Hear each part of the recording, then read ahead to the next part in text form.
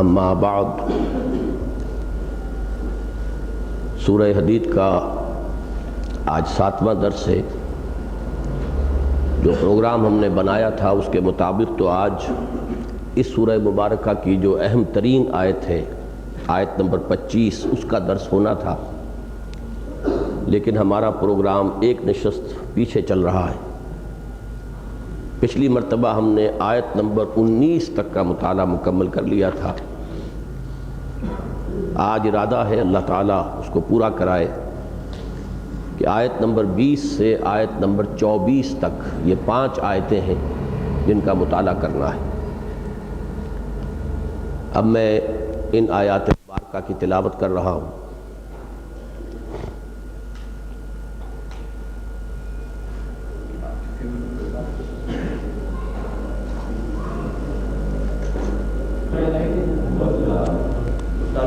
اللہ من الشیطان الرجیم، بسم اللہ الرحمن الرحیم۔ اعلموا انما الحیاۃ الدنیا لعب ولہو وزینۃ وتفاخر بینکم وتکاثر فی الاموال والاولاد کمثل غیث اعجب الکفار نباتہ ثم یہیج فتراہ مصفرا ثم یکون حطاما وفی الآخرۃ عذاب شدید ومغفرۃ من اللہ ورضوان وما الحیاۃ الدنیا الا متاع الغرور۔ سابقوا إلى مغفرة من ربكم وجنة عرضها كعرض السماء والأرض أعدت للذين آمنوا بالله ورسله ذلك فضل الله يؤتيه من يشاء والله ذو الفضل العظيم۔ ما أصاب من مصيبة في الأرض ولا في أنفسكم إلا في كتاب من قبل أن نبرأها إن ذلك على الله يسير لكي لا تأسوا على ما فاتكم ولا تفرحوا بما آتاكم والله لا يحب كل مختال فخور۔ الذين يبخلون ويأمرون الناس بالبخل ومن يتول فإن الله هو الغني الحميد۔ صدق الله العظيم۔ رب اشرح لي صدري ويسر لي أمري واحلل عقدة من لساني يفقهوا قولي۔ اللهم ربنا ألهمنا رشدنا وأعذنا من شرور أنفسنا۔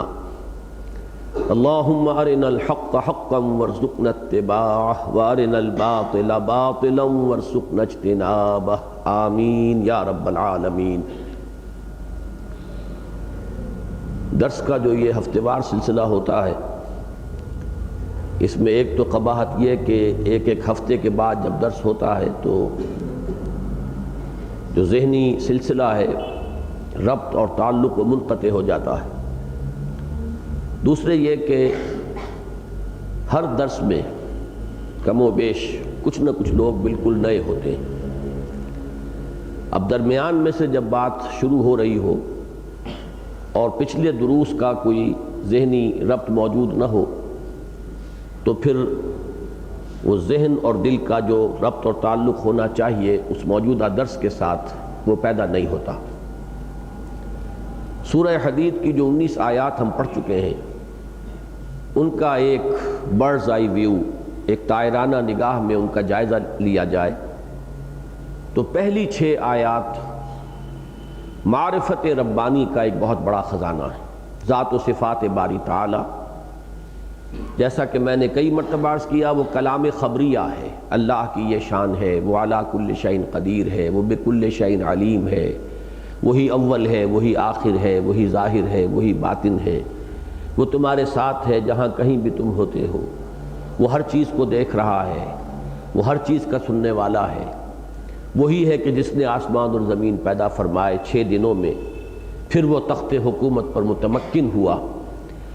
اس کے علم میں ہے جو بھی کچھ اس کائنات کے اندر ہو رہا ہے، کوئی پتا بھی اگر جنبش کھاتا ہے تو اس کے علم میں ہے۔ اب یہ تمام کلام خبریہ ہے، اللہ کی ذات و صفات کا بیان ہے، اور ہمارے لیے اس اعتبار سے انتہائی اہم ہے کہ دین کا یہ رخ جو ہے معرفت ربانی کا رخ، اسی کی مناسبت سے پھر دین پر عمل ہوتا ہے۔ انسان کا عمل جو ہے اس کا دار و مدار اس کے فہم اور فکر پر ہے۔ جس قدر اللہ کی معرفت گہری ہوگی اتنا ہی للہیت کے ساتھ اور اتنا ہی انسان اللہ ہی کو اپنا مقصود و مطلوب مان کر اس کے لیے محنت کرے گا اور جد و جہد کرے گا۔ جتنی سطحیت ہوگی معرفت ربانی میں اتنا ہی اس کا عمل بھی سطحی ہو جائے گا، اور قدم قدم پر رکاوٹ اسے محسوس ہوگی کہ گاڑی جو ہے عمل کی گاڑی وہ سموتھلی آگے نہیں بڑھ رہی ہے بلکہ رکاوٹ آ رہی ہے۔ بہرحال اس کے باوجود یہ جیسا کہ میں نے عرض کیا وہ ایک علمی بحث ہے۔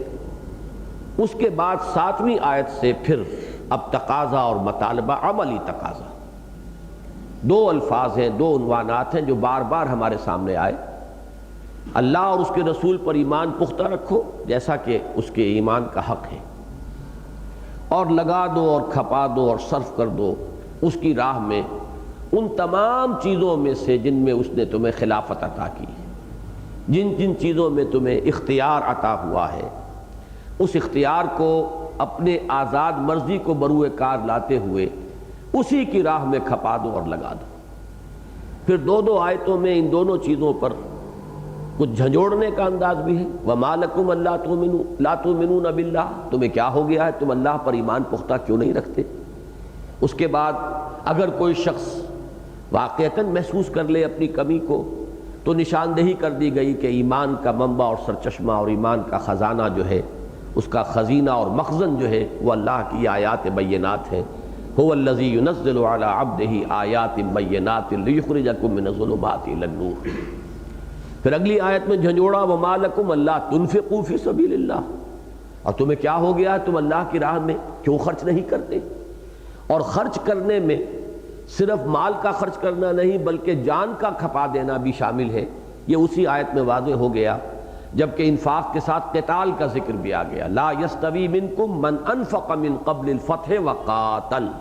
اولئک اعظم درجۃ من الذین انفقوا من بعد وقاتلوا۔ انفاق مال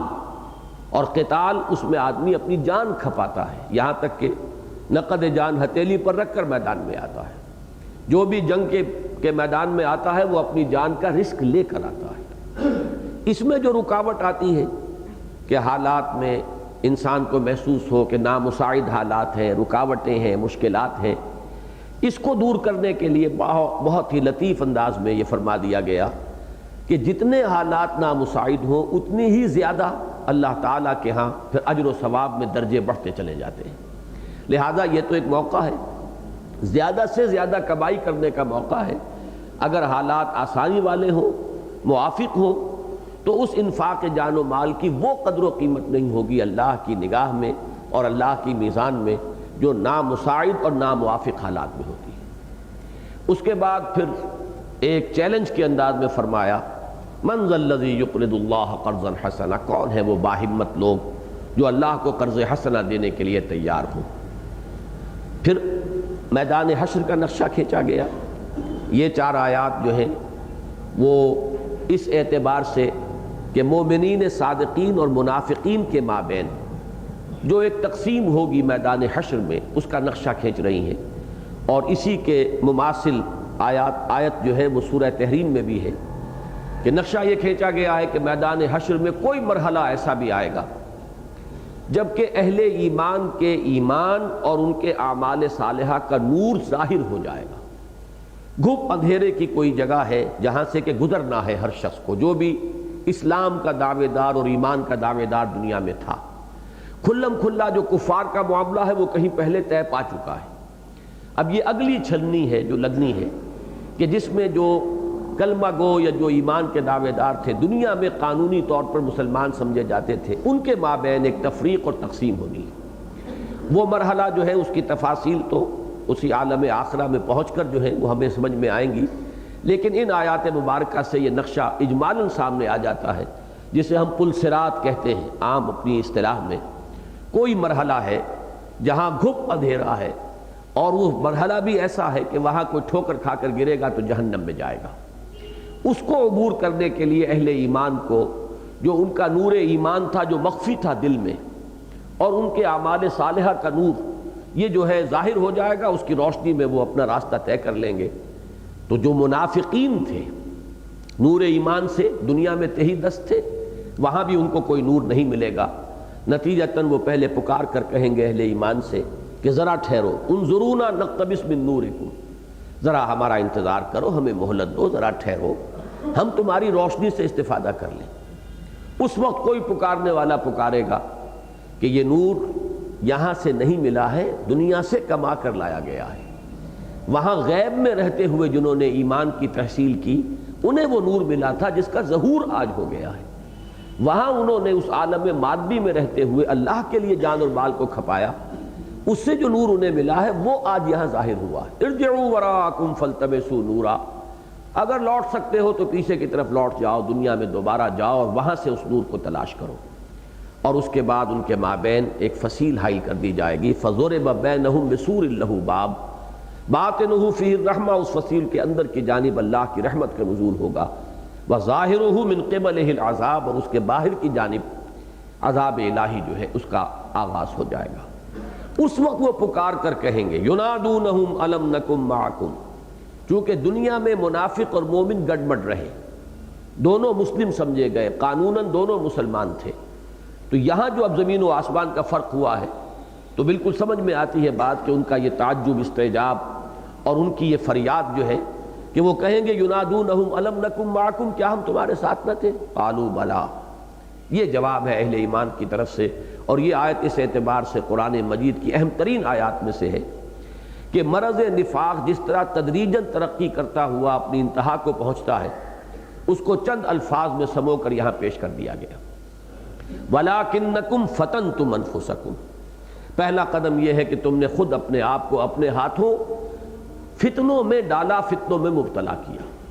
وہ فتنہ کیا ہے؟ القرآن یفسر بعضہ بعضا انما اموالکم واولادکم فتنہ، تمہارے اموال، تمہاری اولاد یہی فتنہ ہے۔ ان سے محبت یہ انسان کی طبیعت کے اندر رکھ دی گئی ہے، اس کی سرشت میں ہے، لیکن اس محبت کو اللہ اور اس کے رسول کی محبت سے بالا تر نہ ہونے دیا جائے۔ اللہ کی محبت، اس کے رسول کی محبت اور اللہ کی راہ میں جہاد کی محبت سے اگر یہ محبتیں بالا تر ہو گئی تو گویا کہ اپنے ہاتھوں انسان نے اپنے آپ کو فتنے میں ڈال دیا۔ یہ ہے اصل نقطۂ آغاز۔ جب یہ کیفیت ہو گئی کہ اللہ اور اس کے رسول اور اس کی راہ میں جہاد کے مقابلے میں جان اور مال اور اولاد اور علائق دنیاوی، مال و اسباب دنیاوی یہ عزیز تر ہو گئی،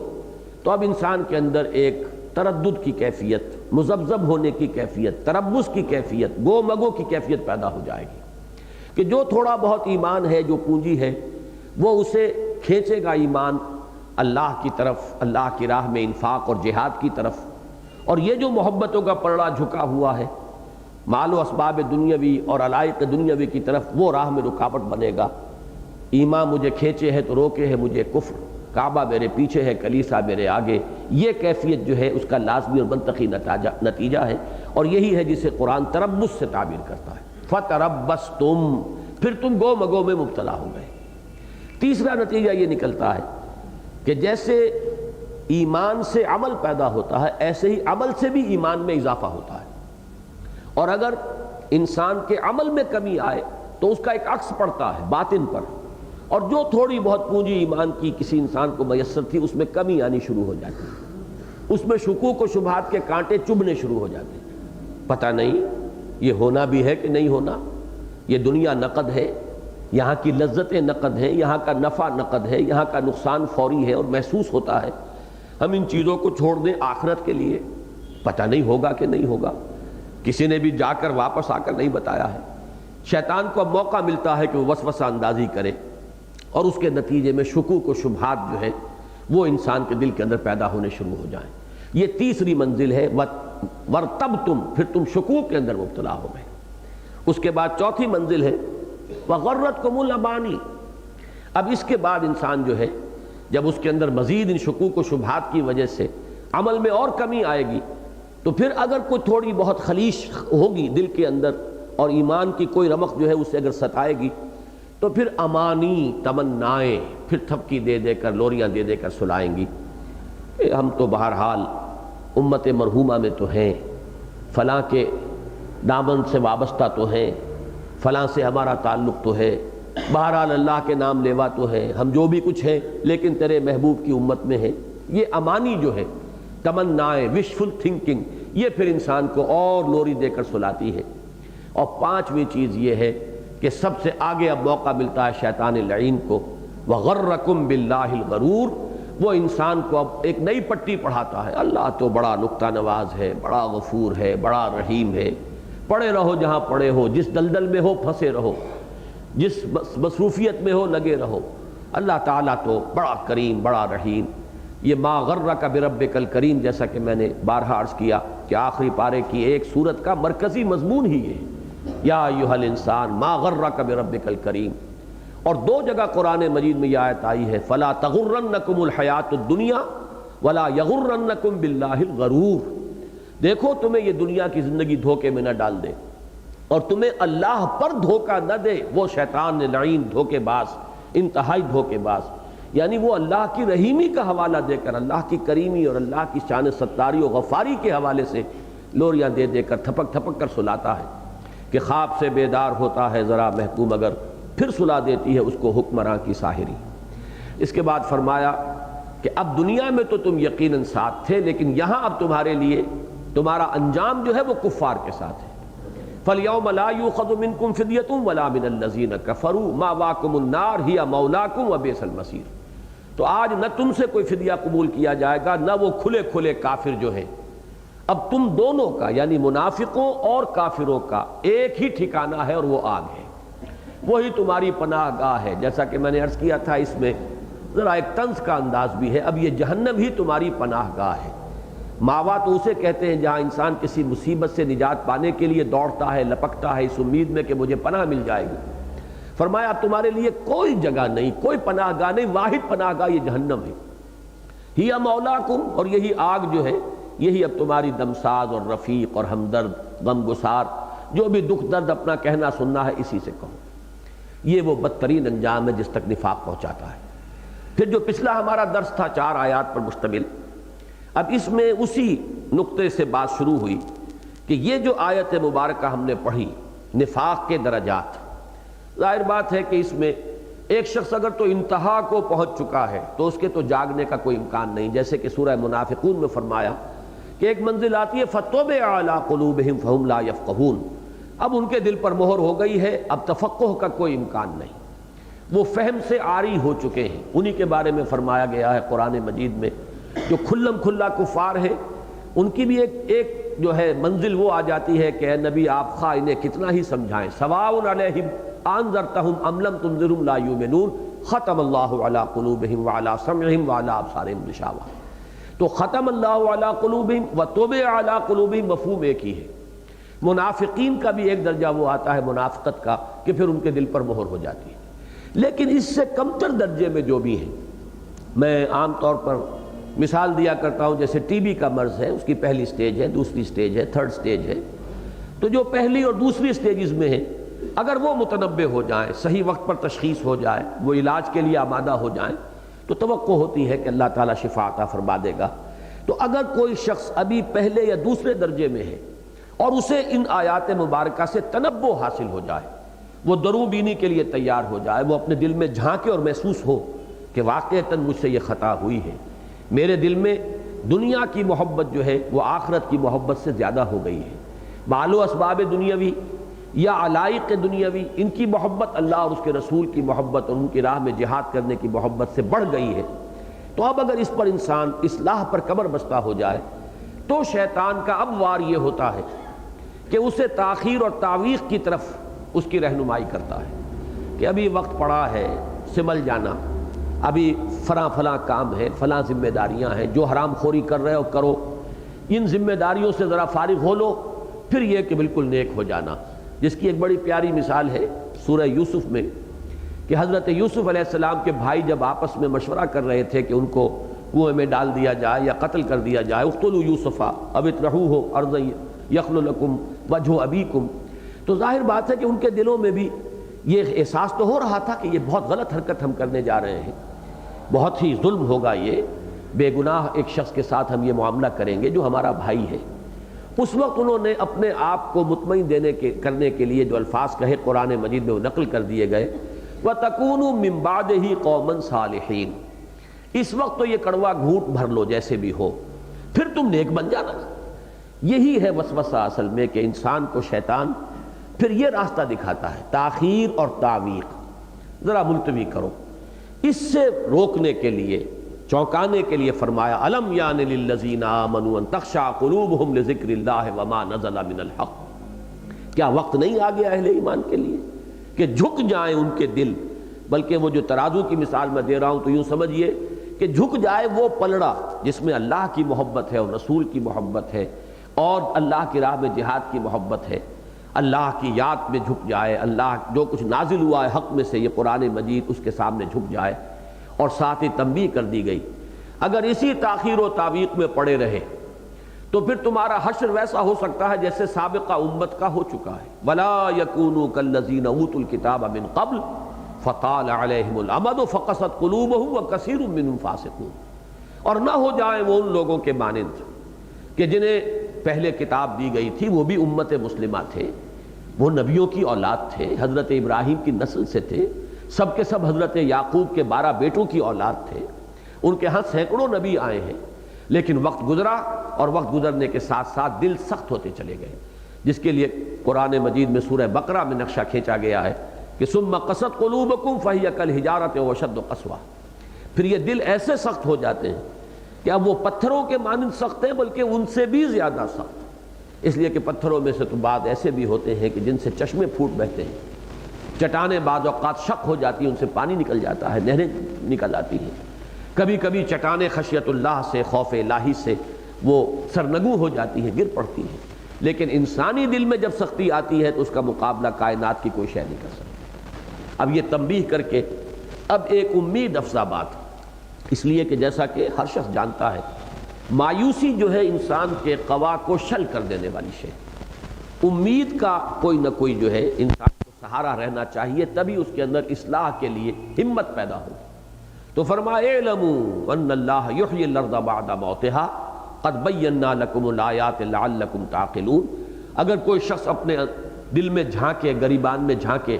اور یہ محسوس کرے کہ دل میں وہ کیفیات نہیں ہیں، وہ ایمان کا معاملہ نہیں ہے، تو مایوس نہ ہو، اس لیے کہ تم دیکھتے ہو کہ زمین مردہ پڑی ہوتی ہے، بے آب و گیا، کوئی رویدگی نہیں ہوتی، بالکل ویران، بارش برستی ہے اور اللہ تعالیٰ اس کے اندر زندگی کے آثار پیدا کر دیتا ہے، پھر ہریابل نظر آتی ہے، گھاس اگاتا ہے، زندگی ہی زندگی اب چاروں طرف نظر آتی ہے۔ تو جس طرح مردہ زمین کو اللہ زندہ کر دیتا ہے اس کے موت کے بعد، وہ تمہارے دلوں کی مردہ زمین کو بھی اثر نو زندہ کر سکتا ہے، لہذا اس کا دامن تھامو اور کمر ہمت کسو، اصلاح پر آمادہ ہو جاؤ، اللہ سے امید رکھو کہ وہ تمہاری اس کوشش کو نتیجہ خیز بنائے گا اور تمہارے دلوں میں پھر ایمان کی کھیتی لہلہا اٹھے گی۔ اس کے لیے ایک کام عملی جو تمہیں کرنا ہے، ان المصدقین والمصدقات واقرضوا اللہ قرضا حسنا، اصل میں دنیا کی محبت ہے جو رکاوٹ ہے، اور دنیا کی محبت کا سب سے بڑا سمبل، اس کی علامت مال کی محبت ہے، دولت کی محبت ہے۔ تو گویا کہ اب تمہیں علاج کرنا ہوگا، اس مال کی محبت کو دل سے کھرچ کھرچ کر نکالنا ہوگا اگر اب اس راستے پر جانا چاہتے ہو۔ جیسے زمین سے بھی فصل لینی ہوتی ہے تو زمین میں ہل چلاتے ہو، محنت کرتے ہو، بغیر ہل چلائے، بغیر محنت کیے زمین سے تمہیں فصل نہیں ملتی۔ اسی طرح اپنے دلوں کی زمین میں اگر تم چاہتے ہو کہ ایمان کی فصل لہلہا اٹھے تو اس کے لیے تمہیں ہل چلانا پڑے گا، اور وہ ہل کیا ہے؟ اللہ کی راہ میں صدقہ، اللہ کی راہ میں انفاق، قرض حسنہ، اس مال کو لگاؤ اور دو، اور یہ دو مدیں میں عرض کر چکا ہوں۔ صدقہ ہے غرباء، فقراء، یتیموں، بیواؤں، مسکینوں، مسافروں، یعنی ابنائے نوع میں سے، انسانوں ہی میں سے جو محتاج ہیں مدد کے، ان کی مدد میں اپنا پیسہ صرف کرنا، یہ صدقہ ہے۔ یہی در حقیقت زکوٰۃ کی سب سے بڑی مد ہے۔ اور دوسرا ہے اللہ کے دین پر لگانا، اللہ کے دین کے پیغام کو عام کرنا، نشر و اشاعت، اللہ کے دین کے غلبے کی جد و جہد میں جہاد و قتال و فی سبیل اللہ کے لیے جو لوازم درکار ہیں، جو ساز و سامان، جو اسلحہ، جو زاد راہ، اس پر مال لگانا۔ تو یہ جو دوسری مد ہے، اس کو اللہ تعالیٰ انفاق فی سبیل اللہ بھی کہتا ہے، اللہ کی راہ میں خرچ کرنا۔ اور اس کو قرض حسنہ کہتا ہے اپنے ذمے، چونکہ خاص اللہ کے دین کے لیے، ہمارے دین کے لیے تم نے صرف کیا ہے، تو یہ تو گویا کہ ذاتی طور پر ہمارے ذمے ایک قرض ہے۔ ان دونوں مدوں میں جتنا مال لگاؤ گے اتنا ہی زمین کے اندر جتنی بھی امپیورٹیز ہیں وہ نکلیں گی، اور پھر والذین آمنوا باللہ ورسلہ، اب اگر ایمان کا بیج ڈالو گے اپنے دلوں میں تو پھر یہ بیج بارآور ہوگا، اس سے فصل لہلہا اٹھے گی، اور اس کا نتیجہ کیا نکلے گا کہ مقام صدیقیت یا مقام شہادت تک تمہاری رسائی ہو سکے گی۔ یہ جو دو اصطلاحات ہیں قرآن مجید کی، پچھلی مرتبہ چونکہ بالکل اختتام پر ان کا ذکر آیا تو میں تفصیل سے عرض نہیں کر سکا کہ ان کی طرف بدقسمتی سے بہت کم توجہ ہوئی ہے۔ ہمارے ہاں جس طریقے سے لفظ تصوف نے لفظ احسان کو بالکل ہی ہمارے ذہنوں سے نکال دیا، حالانکہ قرآن کی اصطلاح احسان ہے، اخبرنی عن الاحسان، اگلے جمعے میں انشاءاللہ اس پر تفصیلی گفتگو ہوگی مسجد دارالسلام میں، لیکن بہرحال وہ تو تصوف کا لفظ ہی بالکل نیا ہے جس کا کہ کتاب و سنت سے کوئی تعلق ہی نہیں، لیکن یہاں معاملہ اس نوعیت کا تو نہیں ہے، لیکن ایک درجے میں مشابہت ہے کہ ایک مرتبہ ولایت، ولی اللہ، اولیاء اللہ، یہ بھی ہے قرآن مجید میں یہ لفظ آیا ہے، الا ان اولیاء اللہ لا خوف علیہم ولا هم یحزنون، لیکن یہ لفظ اس درجے توجہ کا مرکز بنا ہے کہ یہ اصطلاحات جو ہے صدیقیت اور شہادت کے مراتب علیاء، یہ اکثر و بیشتر ہمارے ذہنوں سے بالکل خارج ہے، ان پر توجہ ہی نہیں ہوئی۔ قرآن مجید میں جس طرح کہ سورہ فاتحہ میں اصطلاح آئی ہے کہ صراط الذین انعمت علیہم، اے اللہ ہم تجھ سے ہدایت کے طالب ہیں، اہدنا الصراط المستقیم، ہمیں سیدھے راہ کی ہدایت بخش، اور ان لوگوں کی راہ جن پر کہ تیرا انعام ہوا۔ اب یہ منعم علیہم کون ہے، کن پر انعام ہوا؟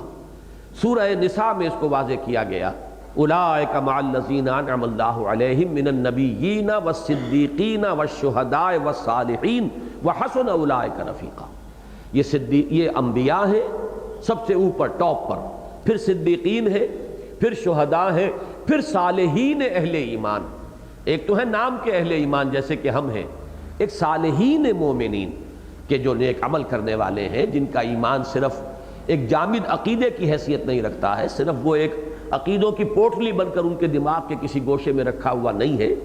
بلکہ اس ایمان نے ان کی شخصیت میں سرایت کیا ہے، جس سے ان کے پوری جو شخصیت ہے اس میں عمل صالح کا رنگ جو ہے پیدا ہو گیا ہے۔ تو یہ درجہ جو ہے یہ عام مومنین صالحین، پھر اس سے بلند تر رتبہ ہے رتبہ شہادت، اس سے بلند تر رتبہ ہے مقام صدیقیت، اور پھر بلند ترین ہے مقام نبوت۔ جہاں تک نبوت کا تعلق ہے وہ پہلے بھی وہبی تھا، کسبی نہیں تھا، کوئی شخص اپنی کوشش سے محنت سے درجہ نبوت پر یا مقام نبوت پر فائز نہیں ہو سکتا تھا، اور اب حضور صلی اللہ علیہ وسلم کے بعد تو وہ اس کا دروازہ بالکل بند ہوا، اب اس کا کوئی امکان نہیں ہے، وہ سلسلہ ختم ہو چکا۔ البتہ یہ مراتب علیاء جو ہے، مرتبہ صدیقیت، مرتبہ شہادت، یہ ہے کہ یوں سمجھیے کہ میں نے پچھلی مرتبہ چونکہ عنوان آپ کے ذہن میں رکھا تھا سلوک قرآنی، تو سلوک قرآنی کا منتہائی مقصود کیا ہے، قرآن کس طرف آپ کو بڑھانا چاہتا ہے، قرآن کی رہنمائی کیا ہے کہ آگے بڑھو، میدان کے اندر آگے آئے گا لفظ مسابقت، ایک دوسرے سے آگے نکلو، اس لیے کہ مسابقت تو انسان کی فطرت میں ہے، دوسروں سے آگے نکلنے کی کوشش۔ البتہ یہ ہے کہ میدان مختلف ہے، ایک دنیا دار انسان ہے، وہ دنیا میں ایک دوسرے سے آگے نکلنے کی کوشش کر رہے ہیں، مال میں، دولت میں، جائیداد میں، بلڈنگ میں، دنیا کی شہرت میں، یا دنیا کے اقتدار اور جو دنیا میں وجاہت ہے اس کے حصول میں۔ ایک ہے دین میں آگے نکلنا، اس دین میں آگے نکلنے میں پھر مراتب کیا ہے، ہدف کیا ہوں گے، مرتبہ صدیقیت اور مرتبہ شہادت۔ تو فرمایا اولئک ھم الصدیقون والشہداء عند ربہم، پھر یہ لوگ ہوں گے کہ اب ان کے ایمان کی جب بہار آئے گی تو یا صدیقیت کی شان پیدا ہوگی یا شہادت کی شان پیدا ہوگی۔ یہ دو جو مرتبے ہیں ان کا میں نے بارہا عرض کیا ہے، اس وقت پھر اجمالاً بیان کر دوں، ان کا تعلق ہے انسان کی مزاج کی ساخت سے، افتاد طبع سے۔ یہ دو بالکل علیحدہ مزاج کے لوگ ہیں اللہ نے پیدا کیے ہیں، ایک جنہیں ایکسٹروورٹس کہا جاتا ہے اور ایک انٹروورٹس۔ ایک وہ ہے کہ جن کا اپنے باطن کی طرف زیادہ توجہ ہوتی ہے، اپنے من میں ڈوب کر پا جا سراغ زندگی۔ ایک وہ ہیں جو خارج سے زیادہ دلچسپی رکھتے ہیں۔ پہلوں کے اندر علمی جو ہے ان کے مزاج کے اندر علم سے مناسبت ہے، علم، فہم، فکر، غور و فکر، سوچ بچار۔ دوسروں میں فعالیت زیادہ ہوگی، بھاگ دوڑ، وہ میدان عمل کے اندر جو ہے بہت تیز ہوں گے۔ تو یہ مزاج ہے جو اللہ نے بنائے ہیں۔ اب ظاہر بات ہے کہ جن لوگوں کے پہلی شان ہے ان کی کیفیت یہ ہوتی ہے کہ جیسے ہی دعوت حق ان کے سامنے آتی ہے وہ اس پر فوراً لبیک کہتے ہیں، انہیں دیر نہیں لگتی، جیسے ابو بکر صدیق رضی اللہ تعالی عنہ، چونکہ وہ تو اپنی سلامتی طبع، سلاست فکر، صحت عقل و نظر جو ہے، فکر و نظر، اس کی وجہ سے خود قریب پہنچے ہوئے ہوتے ہیں، لہذا بالکل ایسے جیسے کہ کچھ لوگ نماز کے لیے تیار ہو کر بیٹھے ہوئے ہوں، اقامت ہوئی اور وہ فوراً کھڑے ہو گئے۔ ایسا ہی معاملہ ہوتا ہے صدیقین کا کہ جیسے ہی وہ ندا آئی، جیسے ہی پکار آئی، ربنا اننا سمعنا منادیا ینادی للایمان ان آمنوا بربکم فآمنا، انہیں کوئی جھجک نہیں ہوتی، وہ کوئی معجزہ طلب نہیں کرتے، انہیں تو ایسے محسوس ہوتا ہے جیسے میرے اپنے دل کی پکار ہے۔ دیکھنا تقریر کی لذت کہ جو اس نے کہا میں نے یہ جانا کہ گویا یہی میرے دل میں تھا۔ یہ ہے صدیقین۔ لیکن اس کو یہ نہیں سمجھنا چاہیے کہ یہ صدیقین تو صرف نبی ہی کے زمانے میں ہو سکتے ہیں کہ اننا سمعنا منادیا ینادی للایمان۔ یہ صدیقیت ایک مزاج ہے کہ آج بھی جو مسلمان ہیں، مسلمان تو ہو گئے اس لیے کہ مسلمانوں کے گھر میں پیدا ہوئے، شعوری طور پر تو انہیں سابقہ پیش آیا ہی نہیں، غور و فکر انہوں نے کیا ہی نہیں، وہ تو ایک موروثی عقیدہ ہے۔ جیسے کوئی ہندو اس لیے ہندو ہے کہ ہندوؤں کے گھر میں پیدا ہو گیا، ایسے ایک مسلمان اس لیے مسلمان ہے کہ مسلمان کے گھر میں پیدا ہو گیا۔ لیکن شعوری زندگی میں آ کر فرض کیجئے کہ کسی وقت انکشاف حق ہوتا ہے، کسی ذریعے سے ہو سکتا ہے، اللہ تعالیٰ کسی انسان کو ذریعہ بنا دیتا ہے، کہیں کوئی کسی کی تحریر جو ہے وہ اس کا سبب بن جاتی ہے کہ اس حق کا انکشاف ہوتا ہے۔ اب اگر وہ فوراً اس پر لبیک کہے گا، کوئی ہچکچاہٹ نہیں ہوگی، کوئی تردد نہیں ہوگا، کوئی سوچ بچار نہیں ہوگا، کوئی کیلکولیشن نہیں ہوگی کہ یہ اگر کروں گا تو یہ تکلیف آ جائے گی، یہ کروں گا تو یہ مصیبت آ جائے گی، فلاں شخص کی بات مان لوں گا تو اس کا مطلب ہے میں نیچا ہو گیا وہ اونچا ہو گیا، فلاں کی دعوت کو اگر میں قبول کر لوں گا تو اس کے معنی یہ ہے کہ اس کو مجھ پر بالادستی اور بالاتری حاصل ہو گئی، یا یہ کہ ایک تعصب ہے میرا اپنا، میرے گھر والوں کا ایک انداز ہے، میں فلاں طبقے سے تعلق رکھتا ہوں، اس کی یہ روایات ہیں۔ اب روایات کی بیڑیاں پڑ جائیں، تعصبات حائل ہو جائیں، کوئی دنیا کا نقصان جو ہے وہ آڑے آ جائے اور انکشاف حق کے باوجود انسان اس کو قبول نہیں کرے گا تو گویا کہ وہ مرتبہ صدیقیت سے محروم ہو گیا۔ لیکن اگر کوئی شخص اسی والہانہ انداز میں پیش قدمی کرے گا تو وہ ہے کہ جو مرتبہ صدیقیت آج بھی حاصل کر سکتا ہے۔ یہ آیات مبارکہ جو ہے ان کے اندر دوام ہے، یہ ہمیشہ کے لیے ایک رہنمائی لیے ہوئے۔ شہداء کا معاملہ یہ ہوتا ہے انہیں کچھ دیر لگتی ہے، ان کے ذہنوں کے اوپر یا ان کے فہم پر کچھ غلاف ذرا زیادہ دبیز پڑے ہوتے ہیں ماحول کے، لیکن جب ان کے اوپر بھی انکشاف حق ہو جائے کچھ وقت زیادہ لگتا ہے،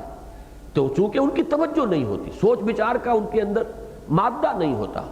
غور و فکر کے ساتھ ان کی طبیعت کو مناسبت نہیں ہوتی، جس کی میں نے بارہا مثالیں دی ہیں کہ حضرت حمزہ سب سے نمایاں مثال ہے، اس لیے کہ حضرت حمزہ کسی درجے میں بھی ایک لمحے کے لیے ہم یہ نہیں سمجھ سکتے کہ حضور سے انہیں کوئی قد ہو سکتا ہے یا بغض ہو سکتا ہے یا دشمنی ہو سکتی ہے یا کسی درجے میں کوئی بعد ہو سکتا ہے، انتہائی محبت ہے حضور سے،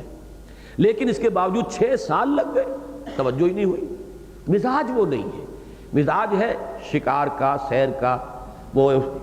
تیر کمان اپنی لی ہے، تلوار نیزہ لیا، نکل گئے کئی دن جنگلوں کے اندر اور صحرا کے اندر پھر رہے، انہیں وہ سوچ بچار غور و فکر جو ہے مزاجی مناسبت نہیں ہے۔ لیکن یہ کہ جب ادھر انکشاف ہوا ہے، ایک جذباتی انداز کے اندر ہوتا ہے معاملہ، وہ کہ معلوم ہوا واپس آئے تھے شکار سے، ابھی گھر میں داخل ہی ہو رہے تھے کہ لونڈی نے کہا کہ آج تو ابو جہل نے بہت برا سلوک کیا ہے آپ کے بھتیجے کے ساتھ، بس وہ حمیت جو تھی، محبت اندر سوئی ہوئی محبت تھی، ایک دم جاگ اٹھی، آئے ہیں اور ابو جہل کے ساتھ جو معاملہ کیا وہ آپ میں سے اکثر نے سنا ہوگا، اور وہیں کھڑے ہو کر اعلان کیا کہ اچھا میں ایمان لایا اپنے بھتیجے پر، آؤ اگر مقابلہ کرنا ہے تو میدان میں آ جاؤ۔ تو یہ در حقیقت مزاج کی بات ہے، لیکن چونکہ فعال یہ زیادہ ہوتے ہیں لہذا یہ جب پھر اسلام اور ایمان کی طرف آتے ہیں تو پھر اپنی فعالیت کی وجہ سے صدیقین سے بھی آگے نکل جاتے ہیں۔ یہ معاملہ بالکل دوسرا ہے۔ جہاں تک مرتبہ ہے، مرتبہ صدیقیت کا بلندتر ہے مرتبہ شہادت سے، لیکن یہ کہ ایک شخص جو ہے وہ شہادت کے اعتبار سے اس کی فعالیت، جیسے کہ حضرت عمر فاروق رضی اللہ تعالیٰ عنہ کا معاملہ ہے، اب کتنے ہی ہیں جو صدیقین کے مزاج کے ہیں جو ان سے پہلے ایمان لا چکے، اس لیے کہ حضرت عمر تو ایمان لا رہے ہیں سن 6 میں جا کر، ان سے پہلے تو کم سے کم 30-40 آدمی ایمان لا چکے ہیں۔ لیکن یہ کہ وہ جو طبیعت کے اندر فعالیت تھی، بہادری تھی، شجاعت تھی، اس کا نتیجہ یہ ہے کہ امت میں نمبر 2 پر ان کا شمار ہے۔ صرف حضرت ابو بکر جو ہے اوپر رہ گئے ہیں، باقی یہ کہ پوری امت میں حضرت ابو بکر کے بعد حضرت عمر کا رتبہ ہے۔ تو یہ 2 مزاج ہیں، ان کو سمجھ لینا چاہیے۔ اور جیسا کہ میں نے پہلے بھی عرض کیا ہے، ایک تیسرا مزاج ہوتا ہے ایمبی ورٹ، بہت شاذ لوگ ہوتے ہیں جن میں یہ دونوں صلاحیتیں اور دونوں استعدادات بتمام و کمال بھی ہوں اور متوازن بھی ہوں۔ تو ایمبی ورٹ کی مثال جو ہے انبیاء کرام کے اندر کامل ایمبی ورٹ، ہر اعتبار سے متوازن، وہ تو صرف ایک ہی ہے، وہ محمد الرسول اللہ صلی اللہ علیہ وسلم۔ اور یہی مجھے یاد آیا، میں نے بارہا سنایا آپ کو ڈاکٹر مائیکل ہارٹ کا وہ جملہ کہ he is the only person supremely successful in both the religious and the secular fields۔ یہ میدان سیاست و حکومت و ریاست یہ بھی ہے، اور مذہب اور اخلاق اور روحانیت، ان دونوں میدانوں میں بیک وقت انتہائی کامیاب انسان ایک ہی ہے، اور وہ محمد ہے صلی اللہ علیہ وسلم۔ باقی آپ کو انبیاء میں بھی کسی میں صدیقیت کا رنگ زیادہ نظر آئے گا، کسی میں فعالیت زیادہ نظر آئے گی، اور شہادت کا جو لفظ ہے اصطلاحاً سمجھ لیجئے اس کا زیادہ تعلق رسالت کے ساتھ ہے، اس لیے کہ رسول در حقیقت ایک فرض منصبی ہے، پیغام پہنچانا، اس کا تعلق عمل سے ہے۔ نبوت جو ہے وہ ایک مرتبہ ہے، نبا خبر دینا، وحی کا لینا، اور دوسرے یہ کہ اس کو بلند مقام بھی کہتے ہیں، نبون۔ تو یہ رتبہ جو ہے ایک بلند مقام، وہ نبوت ہے۔ رسالت در حقیقت اسی کا عملی پہلو ہے، پیغام پہنچانا ہے لوگوں کی مخالفت کے باوجود، لوگوں کی طرف سے ایذا رسانی کے باوجود۔ تو شہادت، گواہی دینا، یہ وجہ ہے کہ رسالت کے فریضہ رسالت کے ساتھ اس لفظ کی بڑی مناسبت ہے۔ کذالک جعلناکم امۃ وسطا لتکونوا شہداء علی الناس ویکون الرسول علیکم شہیدا فکیف اذا جئنا من کل امۃ بشہید وجئنا بک علی ہؤلاء شہیدا۔ تو یہ گواہی جنہوں نے دنیا میں دی ہے تبلیغ کے ذریعے سے، اتمام حجت کر کے دنیا میں گواہی دی ہے، وہی قیامت کے دن میدان اخروی میں، میدان حشر میں کھڑے ہو کر وہ سرکاری گواہوں کی حیثیت سے، پروزیکیوشن وٹنسز کی حیثیت سے گواہی دیں گے، ٹیسٹیفائی کریں گے کہ اللہ تیرا پیغام جو ہم تک پہنچا تھا ہم نے انہیں پہنچا دیا تھا۔ یہی وجہ ہے کہ رسالت کا زیادہ قریبی تعلق ہے شہادت کے ساتھ، نبوت کا زیادہ قریبی تعلق ہے مقام صدیقیت کے ساتھ۔ یہی وجہ صدیقاً نبیہ کے لفظ کا لفظ استعمال ہوا ہے، اور حضرت یوسف علیہ السلام کو ان کے جیل کے ساتھیوں نے یوسف ایھا الصدیق کہا ہے۔ تو یہ میں چاہتا تھا کہ ذرا ان اصطلاحات کے ساتھ آپ کا ذرا ذہنی رابطہ اور گہرا ہو جائے، اور ان کی اہمیت کو سمجھیں، پھر ان پر غور و فکر کریں۔ اور اس مقام پر جو بات سامنے آئی ہے وہ یہ ہے کہ سلوک قرآنی میں ہدف کیا ہے؟ مقام صدیقیت اور رتبہ شہادت اللہ تعالیٰ یہ عطا فرمائے۔ اس کے لیے کرنا کیا ہوگا؟ مال کو کھپانا زیادہ سے زیادہ اللہ کی راہ میں بھی، اور ابناء نو کی ہمدردی میں بھی، اور پھر ایمان سے اپنے دلوں کو منور کرنا۔ یہ میں تفصیل سے پچھلی مرتبہ عرض کر چکا ہوں، یہ باٹل نیک ہے، اس سے نکلیں گے تو ایمان کی بہار آئے گی۔ یہ بریک ہے گویا کہ لگا ہوا ہے، مال کی محبت کا بریک لگا ہوا ہو، آپ کتنا ایکسیلریٹر دبائیں گاڑی نہیں چلے گی۔ البتہ یہ کہ بریک کھل جائے، آپ ایکسیلریٹر آپ دبائیے تو گاڑی تیزی کے ساتھ دوڑے گی۔ یہ مال کی محبت اس بریک کے مانند ہے۔ اس بریک کو کھولنے کے لیے فرمایا ان المصدقین والمصدقات واقرضوا اللہ قرضا حسنا یضاعف لهم ولهم اجر کریم والذین آمنوا باللہ ورسلہ اولئک هم الصدیقون والشہداء عند ربهم لهم اجرهم ونورهم والذین کفروا وکذبوا بآیاتنا اولئک اصحاب الجحیم۔ اب آج کے درس میں یہی جو سلوک قرآنی ہے، اس کے راستے کی 2 بڑی بڑی رکاوٹیں ہیں جن کا ذکر کیا جا رہا ہے کہ ان رکاوٹوں کو دور کرنا ہے، ذہناً اور فکراً اپنے سوچ کو اس طریقے سے استوار کرنا ہے کہ یہ رکاوٹیں دور ہوں۔ پہلی رکاوٹ جس کا ذکر پہلے بھی آ چکا ہے، حب مال در حقیقت سمبل ہے حب دنیا کا۔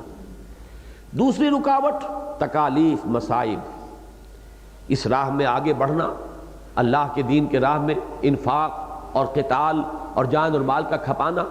اس میں خطرات مضمر ہیں، تکالیف ہیں، تپتی راہیں مجھ کو پکاریں، دامن پکڑے چھاؤں گھنیری، مصائب سے اور دنیا کے اندر جو مشکلات آئیں ان سے انسان ڈر کر رکتا ہے، اور دوسرے یہ کہ مال کی محبت ہے کہ جو اس کو روکتی ہے، دنیا کی محبت ہے جو اسے روکتی ہے۔ لہذا اب آپ یہاں دیکھیے کہ سب سے پہلے حیات دنیاوی کی حقیقت بیان کی جا رہی ہے۔ اعلموا انما الحیات الدنیا لعب ولہو وزینۃ وتفاخر بینکم وتکاثر فی الاموال والاولاد۔ میں نے عرض کیا تھا پہلے بھی کہ سورہ مبارکہ کی چند آیات بہت ہی اہم ہیں اور بڑی منفرد ہیں اپنے مزاج اور اسلوب میں۔ پہلے سبق میں هو الاول والآخر والظاہر والباطن، دوسرے سبق میں ایک ہی آیت کے اندر دین کے کل تقاضے، آمنوا باللہ ورسولہ وانفقوا مما جعلکم مستخلفین فیہ، تیسرے سبق میں نفاق کی حقیقت درجہ بدرجہ، ولکنکم فتنتم انفسکم وتربصتم وارتبتم وغرتکم الامانی حتی جاء امر اللہ وغرکم باللہ الغرور۔ یہاں پر اسی طرح دیکھیے کہ 5 الفاظ آ رہے ہیں، دنیا کی زندگی، اور اس سے مراد سمجھ لیجئے کہ ہماری زندگی کا جو مادی پہلو ہے، جو ہماری زندگی کا جسدی یا جسمانی پہلو ہے، کہ ایک ہے روحانی اور انسان کا ایمان کا معاملہ، ذرا اس سے ہٹ کر اسے ایک طرف رکھ دیجئے تو دنیا کی زندگی جو ہے کچھ مراحل اس میں لازماً آئیں گے۔ پیدائش ہے، لڑکپن ہے، بچپن ہے، نوجوانی ہے، جوانی ہے، پھر یہ کہ کہولت ہے، پھر بڑھاپا ہے، پھر موت ہے، یہ لازماً آنے ہیں۔ کوئی شخص اس سے انبیاء بھی مستثنیٰ نہیں، اولیاء اللہ مستثنیٰ نہیں، نہ کوئی اہل ایمان اس سے مستثنیٰ ہے اور نہ ہی کوئی کافر یا مشرک اس سے مستثنیٰ ہوگا۔ اور ان میں سے ہر دور میں ایک چیز جو ہے وہ بالعموم انسان کی توجہ کا مرکز بن جاتی ہے۔ اکثر لوگوں نے اس آیت کے اندر جو یہ 5 الفاظ آئے ہیں ان کو ایسے ہی لیا ہے جیسے کہ یہ بحثیت مجموعی ایک چیز کا بیان ہو رہا ہے، جیسے کہ وہ منافقت سے متعلق آیت کے بارے میں بھی اکثر و بیشتر لوگوں نے یہی سمجھا ہے۔ ان میں جو تدریج ہے اور ترتیب ہے اس کی طرف عام طور پر توجہ نہیں ہوئی۔ آج میں دیکھ رہا تھا کہ امام رازی رحمۃ اللہ علیہ نے یہ جو تدریج ہے اس کے اندر اور انسانی جو زندگی کے مختلف مدارج اور مراحل ہیں ان کے ساتھ جو مناسبت ہے اس کی طرف اشارہ کیا ہے۔ عام طور پر جو اردو تفاسیر ہیں اس وقت ہمارے ہاں زیر مطالعہ اور لوگوں کے مطالعے کے اندر، تو اس میں یہ چیزیں موجود نہیں ہیں، لیکن یہ کہ امام رازی نے اشارہ کیا ہے کہ مثلا سب سے پہلا جو ہے انسان کے زندگی کا بچپن، لڑکپن، اس میں زندگی اس کے لیے کھیل ہے، اس کی دلچسپی کا مرکز کھیل ہے، یہاں تک کہ اسے کھانے پینے سے بھی دلچسپی نہیں ہوتی۔ والدین پیچھے پیچھے پھرتے ہیں کہ کچھ کھا لو، کچھ پی لو، لیکن یہ کہ انہیں تو اگر دلچسپی ہے تو کھیل ہے ان کا، اور وہ کھیل بھی بڑا معصومیت والا کھیل ہوتا ہے، اس میں کوئی لذت نہیں ہوتی، اس میں کوئی نفسانیت نہیں ہوتی، اس میں کوئی غفلت والا پہلو نہیں ہوتا، معصوم کھیل۔ تو ایک مرحلہ زندگی کا وہ ہے اعلموا انما الحیات الدنیا لعب۔ اب ذرا اس سے آگے جب ایک نوجوانی کا دور شروع ہوتا ہے تو اب کھیل نرا کھیل نہیں رہتا، اس میں کچھ نہ کچھ سینشول گریٹیفیکیشن، کچھ تلذذ، کچھ نفسانیت، جس کے لیے لہو کا لفظ آیا ہے۔ لہو وہ شے کہ جو گم کر دے، غافل کر دے، انسان کو لذتوں کے اندر مبتلا کر دے۔ وہ جو علامہ اقبال کا شعر ہے کہ کافر کی یہ پہچان کے آفاق میں گم ہے، تو یہ جو مادہ ہے اس کا، اس کے معنی ہے غافل کر دینے والی شے۔ الہاکم التکاثر، اسی سے لفظ لہو جو ہے اسی سے الہاکم بنا ہے، الہا کے معنی غافل کر دینا۔ تو یہ ہے وہ کھیل جس میں کچھ ایک تلذذ، لذت نفسانی جو ہے اس کا بھی کچھ حصہ شامل ہو جاتا ہے۔ یہ جس کو آپ ٹین ایجرز کہتے ہیں، اور یہ ایڈولسنس جو بہت ہی یوں سمجھیے کہ بہت نازک دور ہے عمر کا، اس کے اندر انسان ذرا غلط روی کسی راستے پر پڑ گیا تو پھر پوری زندگی جو ہے اس کے تباہ ہو جانے کا امکان ہے۔ اسی کے ساتھ ایک وقت دور آتا ہے، اس میں زینت، زیبائش، آرائش، اچھا لباس ہو، فیشن کے مطابق ہو۔ آدمی بہت کانشیس ہوتا ہے، میرا لباس ٹھیک ہے یا نہیں ہے، میں باہر جا رہا ہوں، لوگ کہیں فکرہ چست تو نہیں کریں گے، جو بھی اس وقت کا رواج ہے اس کے مطابق، اس فیشن کے مطابق میری وضع قطع ہونی چاہیے۔ تو یہ زینت جو ہے، زیبائش، آرائش، آراستہ پیراستہ ہونا، یہ اس دور کے اندر آپ کو نمایاں نظر آئے گا۔ اس کے بعد اب جب انسان پوری جوانی کو پہنچتا ہے، یہ سمجھیے کہ 30 برس کی عمر جو ہے اس کے لگ بھگ ہے، یہ انسان کا جسمانی اعتبار سے عروج کا دور ہے۔ اس کے لیے لفظ آیا ہے وَتَفَاخُرٌ بَيْنَكُمْ، اب آپس میں فخر کرنا، مفاخرت۔ اور فخر ظاہر بات ہے کبھی نسل پر ہوگا، کبھی اپنے مال پر، دولت پر، دنیاوی حیثیت و وجاہت پر، کسی چیز پر ہوگا، لیکن فخر، تفاخر بینکم۔ اس عمر کے اس دور میں یہ تفاخر کا جذبہ اتنا غالب ہوتا ہے کہ آدمی نفع نقصان کی پرواہ نہیں کرتا، مونچھ نیچی نہیں ہونی چاہیے، چاہے وہ انسان اپنا گھر بیچ دے، کچھ اور کر دے، لیکن یہ کہ جو شریکے والے ہیں جن سے ہمارا مقابلہ ہے اس کے مقابلے میں مونچھ نیچے نہیں ہونے دینی۔ اس میں انسان کی سوچ جو ہے وہ اتنی زیادہ حقیقت پسندانہ نہیں ہوتی، بلکہ زیادہ جو ہے انسان کو وہ اپنے فخر کا جذبہ جو ہے وہ زیادہ پیش نظر رہتا ہے۔ اب اس کے بعد آخری ہے وَتَكَاثُرٌ فِي الْأَمْوَالِ وَالْأَوْلَادِ، ذرا عمر جب ڈھلی ہے اور 50 کے پیٹے میں آدمی آیا نہیں، اور اب بڑا وہ ریئلسٹک ہو جاتا ہے، اس کے اندر وہ ریئلسٹک کا لفظ میں اس سینس میں استعمال کر رہا ہوں جو دنیا کا عام لفظ ہے، ورنہ ریئلسٹ ہونا چاہیے صاحب ایمان کو کہ اس کی نگاہ ہے، حقیقت بین اور حقائق اس کی نگاہ کے سامنے ہے۔ لیکن ایک ریئلزم ہے دنیا میں، اس دنیاوی اعتبار سے ریئلزم، جس کو آپ ورلڈلی وائز کہتے ہیں۔ کچھ لوگ ایسے ہوتے ہیں دنیاوی اعتبار سے وہ بڑے سمجھدار اور فہیم ہوتے ہیں، اگرچہ آخرت کی انہیں کوئی فکر نہیں اور عقبہ سے انہیں کوئی سروکار نہیں۔ تو یہ ورلڈلی وزڈم جو ہے یہ جب آتی ہے تو اب آدمی بڑا کیلکولیٹنگ مائنڈ کا ہوتا ہے۔ مونچھ نیچی ہونی تو دوسری بات ہے، سرے سے وہ مونڈ دی جائے کوئی پرواہ نہیں، لیکن مال ہاتھ سے نہیں جانا چاہیے۔ اب انسان کا انداز یہ ہو جاتا ہے وَتَكَاثُرٌ فِي الْأَمْوَالِ وَالْأَوْلَادِ، مال اور اولاد کی بہتات، اور بہتات میں ایک دوسرے سے آگے نکلنا، تکاثر۔ یہ وہ چیز ہے کہ اس کا آپ تعلق اپنے ذہن میں قائم کیجئے آخری پارے کی اس صورت سے، سورہ تکاثر، الہاکم التکاثر حتی زرتم المقابر۔ یہ جو آخری دور ہے یہ ختم نہیں ہوتا جب تک کہ آدمی قبر ہی میں نہ اتار دیا جائے، یہ زندگی کے آخری مرحلے تک ساتھ دیتا ہے۔ اس دور میں آ کر ایک اعتبار سے کچھ فرق واقع ہوا ہے، تمدن کی آپ کہہ لیں جو شکلیں بدلی ہیں، ان میں اب اولاد کی وہ اہمیت نہیں رہی، بلکہ اس کے برعکس اب تو کثرت اولاد سے انسان جو ہے وہ بھاگتا ہے، اس لیے کہ اسے تحفظات معاشرے کی طرف سے حاصل ہو گئے۔ ریاست ہے، حکومت ہے، اسے معلوم ہے کہ یہاں پہ امن کا، نظم و ضبط کا اہتمام ہے، پولیس ہے، کوئی مجھ پر کوئی کسی کی طرف سے زیادتی ہوگی تو داد رسی کے لیے کوئی سلسلہ موجود ہے۔ لہذا وہ جو دور ہوتا تھا جبکہ انسان کی آبرو اور عزت کی حفاظت اس کو خود کرنی پڑتی تھی۔ جتنے بازو ہیں، آج بھی آپ دیہات میں جائیں یا قبائلی زندگی جو اب بھی ہے پاکستان کے ان علاقوں میں چلے جائیں تو وہاں نقشہ وہ نظر آئے گا، جس کے پاس جتنے بازو ہیں اتنی ہی اس کی گردن جو ہے وہ اکڑی ہوئی ہوگی، اتنی ہی اس کی عزت ہوگی، اتنا ہی وہ اپنے آپ کو محفوظ و معمون سمجھے گا۔ اس اعتبار سے اس جو مرحلہ تھا جو تمدن کا، اس میں یہ اولاد کی کثرت کی بھی انتہائی انسان کے اندر طلب ہوتی تھی۔ آج ذرا اس اعتبار سے تو ایک فرق واقع ہوا ہے، اگرچہ کچھ نہ کچھ اولاد کی محبت اور طلب جو ہے وہ تو فطرت انسانی کے اندر ہے، لیکن تکاثر فی الاموال والاولاد یہ لفظ جو نقشہ اپنے اندر رکھتا ہے،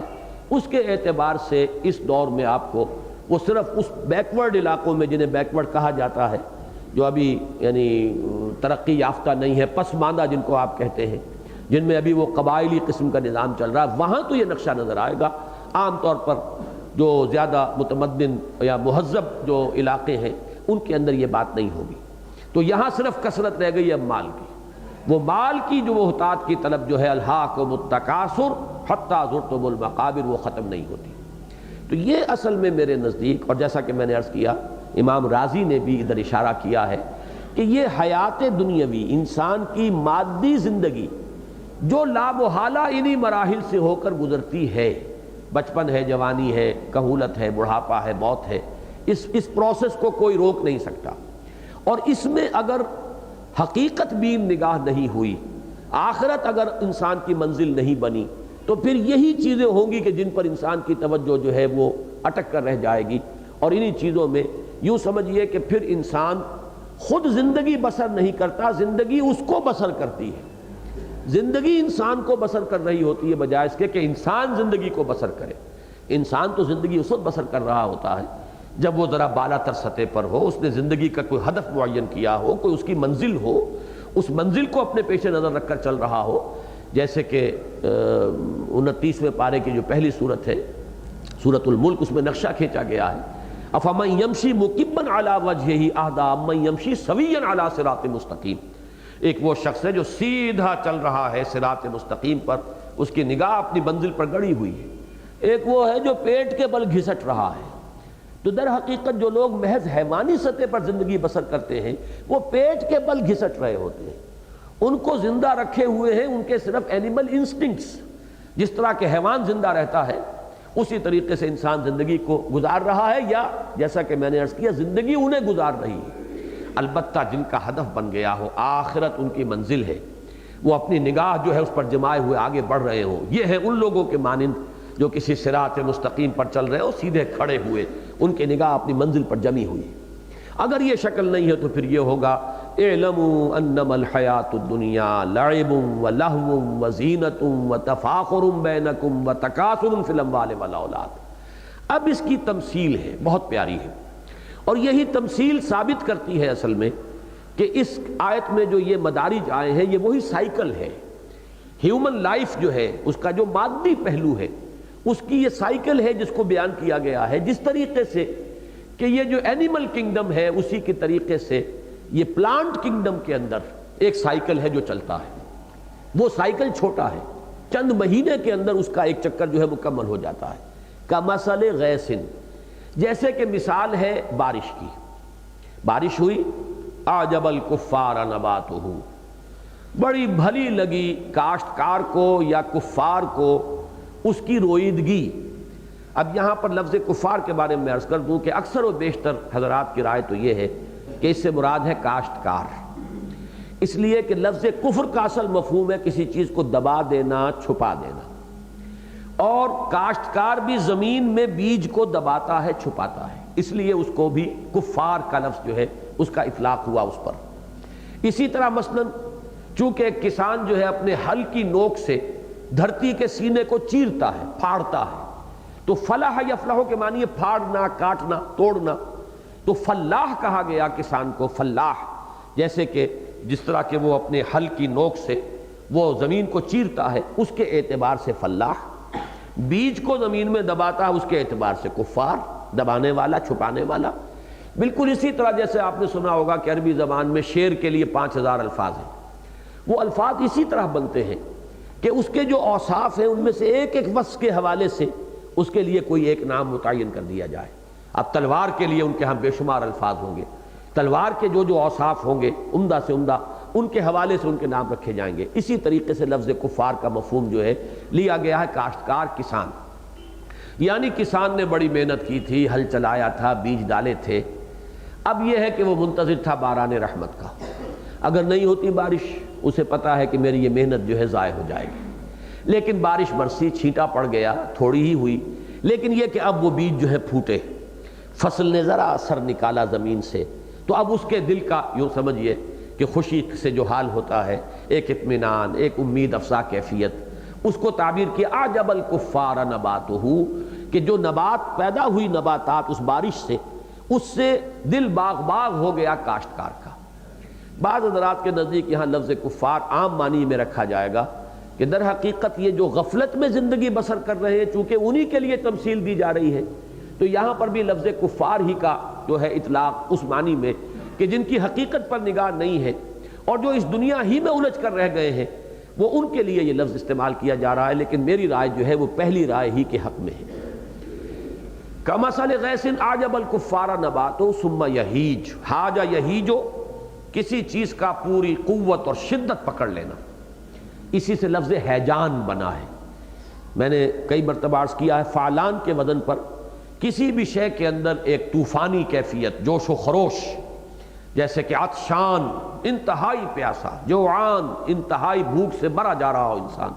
غضبان، انتہائی غضبناک، رحمان، جس کی رحمت ٹھاٹھے مارتے ہوئے سمندر کے مانند ہو، جس کی رحمت کے اندر جوش و خروش ہو، تو ہیجان جس کے اندر جوش ہے خروش ہے، تو ثم یہیج، پھر وہ کھیتی اپنی پوری قوت پر آتی ہے، لہلہا رہی ہے کھیتی۔ اب آپ اندازہ کیجئے کہ کسان کا دل بھی کس طرح لہلہاتا ہے اس کے ساتھ، کتنی اسے خوشی ہوتی ہے۔ فَتَرَاهُ مُصْفَرًّا، اب اس لہلہانے کے ساتھ ہی ساتھ کھیتی جب پکتی ہے تو اب اس پر زردی آنی شروع ہو جاتی ہے۔ جب زردی آتی ہے کھیتی پر تو اب وہ منظر اتنا خوشنما نہیں رہتا، وہ جو تراوٹ ہے اور وہ جو تر و تازگی ہے ماحول کی وہ نہیں ہوگی، لیکن یہ کہ بہرحال یہ معلوم ہے کہ فصل پک رہی ہے، یہی تو در حقیقت مقصود تھا، لیکن منظر کے اوپر ایک طرح کی اداسی سی آنی شروع ہو جاتی ہے۔ فَتَرَاهُ مُصْفَرًّا، اب یہاں پر ذہن میں نقشہ رکھیے، مثال دی جا رہی انسانی زندگی کی۔ کہیں بچہ پیدا ہوا، شادیاں خوشی کے بج رہے ہیں، بہت ہی مبارکباد دی جا رہی ہے، لڈو تقسیم ہو رہے ہیں، نہ معلوم کیا ہو رہا ہے۔ اس کے بعد وہ بچہ جوانی کو پہنچا، اپنی پوری پختگی کو پہنچا، ولولے ہیں، امنگیں ہیں، جسم و جان میں حرارت ہے۔ اب اس کے بعد آیا وہ ادھیڑ عمر، اب بال جو ہے وہ سیاہی سے سفیدی کی طرف آنے شروع ہوئے، پہلے وہ کھچڑی بنے، پھر سفیدی نمایاں ہوئی، چہروں پر کچھ جھریاں آنی شروع ہوئیں، یہ ہے وہ فَتَرَاهُ مُصْفَرًّا ثُمَّ يَكُونُ حُطَامًا، یہ آخری منزل ہے۔ پھر وہ جب کھیتی کٹ جاتی ہے، یا یہ کہ اگر یہ کھیتی نہیں ہے، جیسے چراگاہوں میں ہوتا ہے، چراگاہیں ہیں پڑی ہوئی ہے، وہاں کسی نے نہ ہل چلایا ہے، نہ کھیتی کا بیج بویا ہے، بارش ہوتی ہے تو سبزہ اگاتا ہے، وہاں گھاس ہے، ہریاول ہے، اس کے بعد کچھ عرصے کے بعد وہ جھلس کر رہ جاتی ہے گھاس، پھر وہ چورا چورا ہو کر پاؤں تلے روندی جاتی ہے۔ فصل کٹنے کے بعد بھی جو کھیتوں کے اندر منظر ہوتا ہے کہ وہاں پر اب خاک اڑ رہی ہے،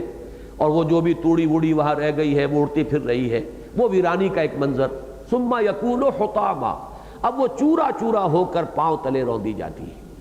یہ در حقیقت جو چار ادوار بتائے ہیں، یہ ایک سائیکل ہے۔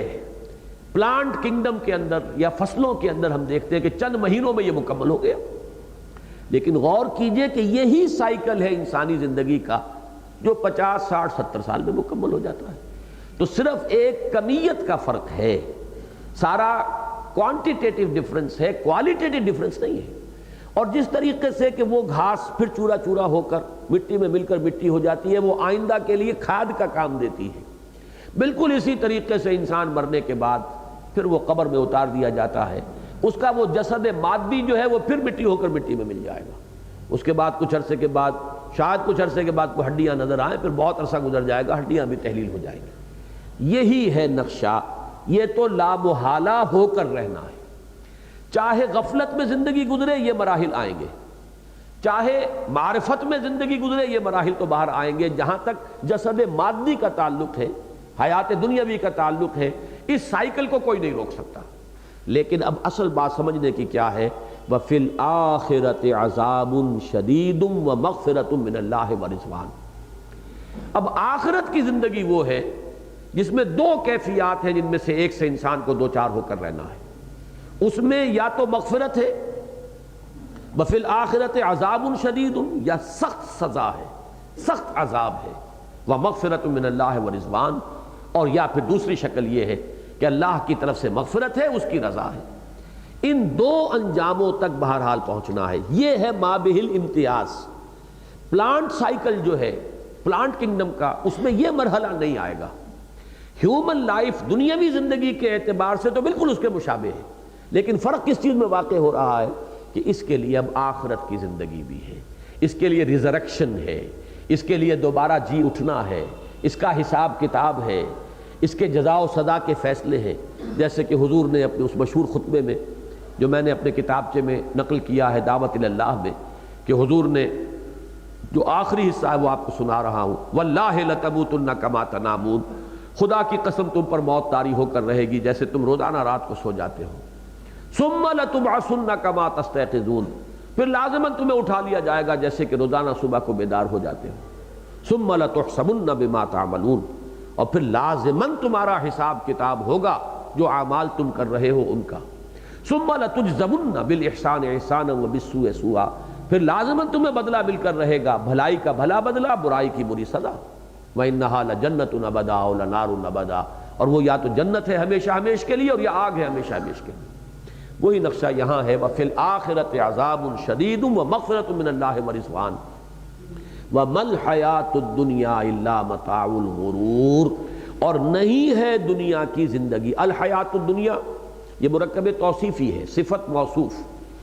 الحیات الدنیا، دنیا مؤنث ہے ادنا کا، ادنا ہم بولتے ہیں قریب ترین، ادنا قریب ترین، دنیا اس کا مؤنث ہے. قریب کی زندگی یہ موجودہ زندگی، حاضر زندگی، نقد زندگی، اور وہ عقبہ ہے. عقبہ جو ہے وہ پچھلی زندگی ہے یا آخرہ ہے، اس کو جو بھی آپ چاہیں لفظ دیں، لیکن دنیا ہے یہ قریب کی زندگی. سے عاجلہ بھی کہا گیا ہے، آخرہ کے مقابلہ میں عاجلہ، دنیا کے مقابلے میں عقبہ. وفی الآخرۃ عذاب شدید ومغفرۃ من اللہ ورضوان وما الحیاۃ الدنیا الا متاع الغرور، اور نہیں ہے دنیا کی زندگی مگر صرف دھوکے کا سامان. یہاں نوٹ کر لیجئے یہ غین پر پیش کے ساتھ غرور ہے، مصدر ہے یہ، جبکہ اسی سورہ مبارکہ میں غرور غین کے زبر کے ساتھ بھی آ چکا ہے. وہ فعول کے وزن پر مبالغے کا صیغہ، انتہائی دھوکے باز، بہت دھوکہ دینے والا، شیطان لعین، غرور. اور یہ غرور ہے دھوکہ، یہ دھوکے کا سامان ہے. یہاں یہ بات البتہ سمجھ لینی چاہیے کہ اس آیت مبارکہ کے اندر جو نقشہ کھینچا جا رہا ہے وہ ان لوگوں کا ہے کہ جنہیں آخرت کا شعور نہیں ہوا یا آخرت ان کی منزل مقصود نہیں قرار پائی. وہ صرف اسی دنیا میں گم ہو کر دنیا کی زندگی گزار دیتے ہیں یا زندگی انہیں گزار دیتی ہے. اس کے سوا جو ہے ان کی آنکھ جو ہے شعور کی وہ نہیں کھلتی اور حقائق منکشف نہیں ہوتے. اگر حقائق منکشف ہو جائیں اور عاقبت اور آخرت انسان کا مقصود بن جائے تو پھر دنیا کی زندگی بڑی قیمتی شے ہے، یہ دھوکے کا سامان نہیں ہے. دھوکے کا سامان یہ اس وقت بنتا ہے جبکہ نگاہ اس میں الجھ کر رہ جائے. ایک پردہ ہے، ایک حجاب ہے، آپ کی نگاہ جو ہے الجھ کر رہ گئی. گاہ میری نگاہ تیز چیر گئی دل وجود، گاہ الجھ کے رہ گئی میرے توہمات میں. اگر وہ نگاہ جو ہے اسی دنیا میں الجھ کر رہ گئی اور انسان دنیا میں گم ہو گیا، کافر کی یہ پہچان کے آفاق میں گم ہے، تو اب اس دنیا کی زندگی سے زیادہ دھوکے کا سامان اور کوئی نہیں، اس سے زیادہ انسان کے لیے تباہ کن اور شے کوئی نہیں. اس لیے کہ اپنی اصل منزل سے بے خبر کر دیا، اپنی اصل حقیقت سے بے خبر کر دیا. انسان کو یاد ہی نہ رہا کہ مجھے کہاں جانا تھا، میری منزل کون سی ہے. تو مل حیات الدنیا الا متاع الغرور، یہ قرآن مجید میں ایک دوسرے مقام پر بھی آیا ہے، ومل حیات الدنیا الا متاع الغرور. لیکن یہ ذہن میں رکھیے کہ قرآن مجید ہی میں یہ بھی کہا جا رہا ہے کہ اس دنیا کی زندگی میں اعراض عن اللغو، لغو کاموں سے اپنے آپ کو بچانا بہت ضروری ہے. لغو کسے کہتے ہیں؟ جس کا کوئی فائدہ نہیں. اس کا مطلب یہ ہے کہ دنیا کا ایک ایک لمحہ قیمتی ہے، اس لیے کہ اسی دنیا کی زندگی کے نتیجے میں آخرت کی ابدی زندگی ہے، یا سنور جائے گی یا بگڑ جائے گی. یہی تو کمائیں گے ہم تو وہاں ملے گا کچھ، محنت مزدوری یہاں ہوگی تو وہاں ملے گا. جس کو حضور نے فرمایا الدنیا مزرعۃ الآخرہ، دنیا مزرعہ ہے، کھیتی ہے آخرت کی. یہاں بوگے تو وہاں کاٹو گے، اگر یہاں بوگے نہیں تو کاٹو گے کہاں. یعنی یہ سمجھ لیجئے کہ رہبانیت والا معاملہ اسی سورہ مبارکہ کے آخری رکوع میں اس کی نفی آئے گی. یہاں در حقیقت نفی کی جا رہی ہے دنیا پرستی کی، چونکہ مثال دی گئی تھی یہود کی، وَلَا يَكُونُوا كَالَّذِينَ أُوتُوا الْكِتَابَ مِن قَبْلُ فَطَالَ عَلَيْهِمُ الْأَمَدُ. جو دنیا پرستی کے اندر گم ہو جائے وہ چونکہ اس وقت مخاطب ہے، لہذا اس آیہ مبارکہ میں اس گمشدگی کے عالم میں دنیا کی زندگی کی جو کیفیت ہو جاتی ہے اس کو بیان کیا گیا. لیکن یہ کہ اگر انسان اس سے بالا تر ہو کر زندگی بسر کر رہا ہو، بازار سے گزرا ہوں خریدار نہیں ہوں، کن فی الدنیا کانک غریب و عابر سبیل، اس کی اصل منزل معین ہو کہ وہ آخرت ہے، تو پھر یہ زندگی بہت قیمتی ہے، اس کا ایک ایک لمحہ قیمتی ہے. اسی میں بنانا ہے جو کچھ بنانا ہے، اسی میں کرنا ہے جو کچھ کرنا ہے. اس کے ہر لمحے کو ہم امر بنا سکتے ہیں، ابدی بنا سکتے ہیں. لیکن اگر آخرت سے یہ غافل کر دے تو پھر ظاہر بات ہے کہ اس سے بڑا دھوکے کا سامان اور کوئی نہیں. وَمَا الْحَيَاةُ الدُّنْيَا إِلَّا مَتَاعُ الْغُرُورِ. اب اس کا جو نتیجہ نکلنا چاہیے، سابقوا الى مغفرة من ربكم وجنة عرضها كعرض السماء والارض. اگر یہ حقیقت منکشف ہو گئی تو اس کا منطقی نتیجہ یہ ہے دوڑو اور دوڑ میں ایک دوسرے سے آگے نکلو. سابقو مسابقہ، مسابقت جسے ہم اردو میں کہتے ہیں، عربی میں یہ مسابقہ ہے باب مفاعلہ. سبقہ آگے بڑھ جانا اور مسابقہ آگے بڑھنے کے لیے ایک دوسرے سے مقابلہ کرنا. یہ جیسا کہ میں نے شروع میں عرض کیا تھا، مسابقت انسان کی فطرت کے اندر ہے، صرف میدان جو ہے اس کا بدل جائے گا۔ اگر کوئی شخص طالب دنیا ہے تو دنیا میں تکاثر فی الاموال والاولاد، یہ اس کا میدان ہوگا مسابقت کا، اس میں ایک دوسرے سے آگے نکلے گا۔ اور اگر آخرت جو ہے وہ مقصود ہو گئی، دنیا کی اصل حقیقت سامنے آ گئی، تو پھر اب اس کا نتیجہ ہوگا سابقوا الی مغفرۃ من ربکم، دوڑو، سارعو بھی آیا ہے قرآن مجید میں ایک مقام پر، سارعو الی مغفرۃ من ربکم، لیکن مسارعت سے مسابقت میں زیادہ زور ہے۔ سارعو ہوگا دوڑو، مسابقت یہ کہ دوڑو اور ایک دوسرے سے آگے نکلنے کی کوشش کرو۔ یہی مسابقت جو ہے صحابہ کرام میں ہمیں نظر آتی ہے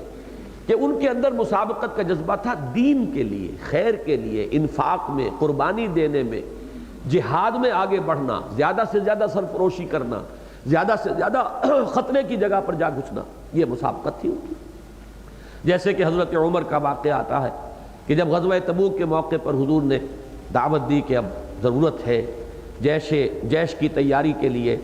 کچھ پیسہ چاہیے، مال و اسباب فراہم کرنا ہے، تو حضرت عمر فرماتے ہیں کہ اس زمانے میں اتفاقاً میرے پاس کافی پیسہ تھا، تو میں نے سوچا کہ اس موقع پر تو میں ابو بکر سے بازی لے جاؤں گا، لہذا جو کچھ میرے پاس تھا، یہ بات بھی سمجھ جانے کی ہے کہ یہ کیوں کہا کہ اس وقت میرے پاس بہت پیسہ تھا، کہ اصل میں تاجر پیشہ جو لوگ ہیں وہ اس کو جانتے ہیں کہ اکثر و بیشتر پیسہ جو ہے لگا ہوتا ہے، پیسہ تو ہے لیکن یہ کہ اویلیبل کیش نہیں ہے، کہیں لگا ہوا ہے، لین دین کے اندر ہے۔ تو حضرت عمر فرماتے ہیں، اور پھر یہ کہ تجارت میں اونچ نیچ ہوتی رہتی ہے، کبھی نقصان ہو گیا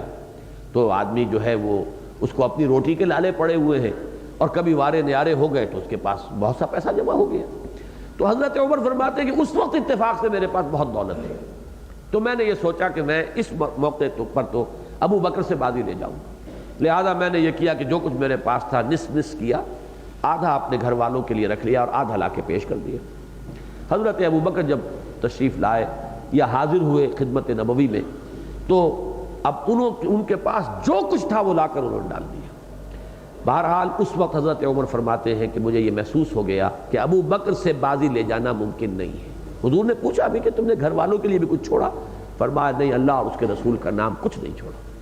تو یہ ایک جذبہ ہے، اس میں یہ کہ کمیت کی اتنی اہمیت نہیں ہے جتنی کہ وہ جذبہ کہ انسان کس حالت میں کیا کر رہا ہے۔ کوانٹٹی اپنی جگہ پر ہے، ایک علیحدہ شے ہے، لیکن یہ کہ ایک شخص کے پاس اگر 10 روپے تھے اور اس نے 10 روپے پیش کر دیے، اور ایک شخص کے پاس 100 روپے تھے اور اس نے 20 روپے پیش کیے، تو ظاہر بات ہے کہ ویسے تو 20 10 کے مقابلے میں زیادہ ہیں، لیکن جس نے 10 میں سے 10 دے دیے، ظاہر بات ہے کہ اس کا مقابلہ وہ 100 میں سے 90 بھی دے دے گا تو اس کا مقابلہ نہیں کر سکتا۔ تو یہ ہے وہ مسابقت کا جذبہ کہ جو صحابہ کرام میں پیدا ہوا، وہ تھا اس میدان میں انفاق اور قتال اور جان اور مال کا کھپانا، اس میں ایک دوسرے سے آگے نکلنا۔ سابقوا الی مغفرۃ من ربکم وجنۃ عرضها کعرض السماء والارض، لپکو، دوڑو، مقابلہ کرو، ایک دوسرے سے آگے نکلو اپنے رب کے مغفرت کے حصول کے لیے اور اس جنت کے حصول کے لیے جس کا پھیلاؤ آسمان اور زمین جتنا ہے۔ یہ متشابہات میں شمار ہوگا یہ ٹکڑا اس آیت کا کہ اس کی کوئی حقیقت اس وقت ہماری سمجھ میں نہیں آ سکتی۔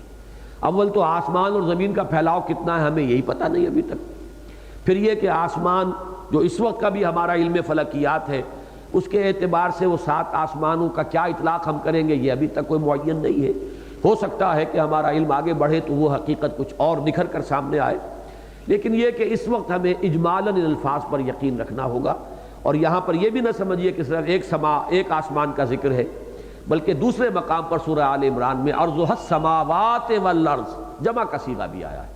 آسمانوں اور زمین جتنا پھیلاؤ ہے جنت کا۔ تو یہ اس کی وسعت کا ایک تصور ہے جو ہماری زبان میں جو بھی الفاظ ہو سکتے ہیں اس کے حوالے سے اللہ تعالیٰ نے وہ تصور ہمیں دیا ہے، اس لیے کہ ظاہر بات ہے کہ کلام اللہ کا ہے، لیکن یہ الفاظ جو ہیں جو ہمیں سمجھانے کے لیے جو استعمال ہوئے وہ تو ہماری زبان کے ہیں، ان کی محدودیت جو ہے وہ اپنی جگہ پر مسلم ہے۔ تو بہرحال اس وقت اس کا حقیقی مفہوم ہماری سمجھ میں نہیں آ سکتا۔ معلوم یہ ہو گیا کہ بہت وسعتیں اس کی پہنائیاں ہیں، جن میں کہ فرق مراتب کے ذکر میں بھی یہ بات آئی ہے جو میں نے کئی مرتبہ آپ کو سنائی کہ حضور نے فرمایا کہ وہاں پر درجوں کا جو فرق ہوگا تو نچلے درجے کا جنتی اپنے سے اوپر والے جنتی کو ایسے دیکھے گا جیسے تم زمین پر بیٹھ کر آسمان کو دیکھتے ہو اور ستاروں کو دیکھتے ہو۔ اب یہ بھی ظاہر بات ہے کہ ایک ایک تصور دینا مقصود ہے، ہم اس کو اس طریقے سے جو ہے اس کی کل حقیقت جو ہے اس کو اپنے ذہن کی گرفت میں نہیں لا سکتے۔ اصل بات کیا ہے؟ دوڑو لب کو اللہ کی مغفرت اور اس جنت کے حصول کے لیے۔ اعدت للذین آمنوا باللہ ورسلہ، جو تیار کی گئی ہے، اعداد، کسی چیز کو خوب تیار کرنا، اس کو آراستہ پیراستہ کرنا، اسے سجانا،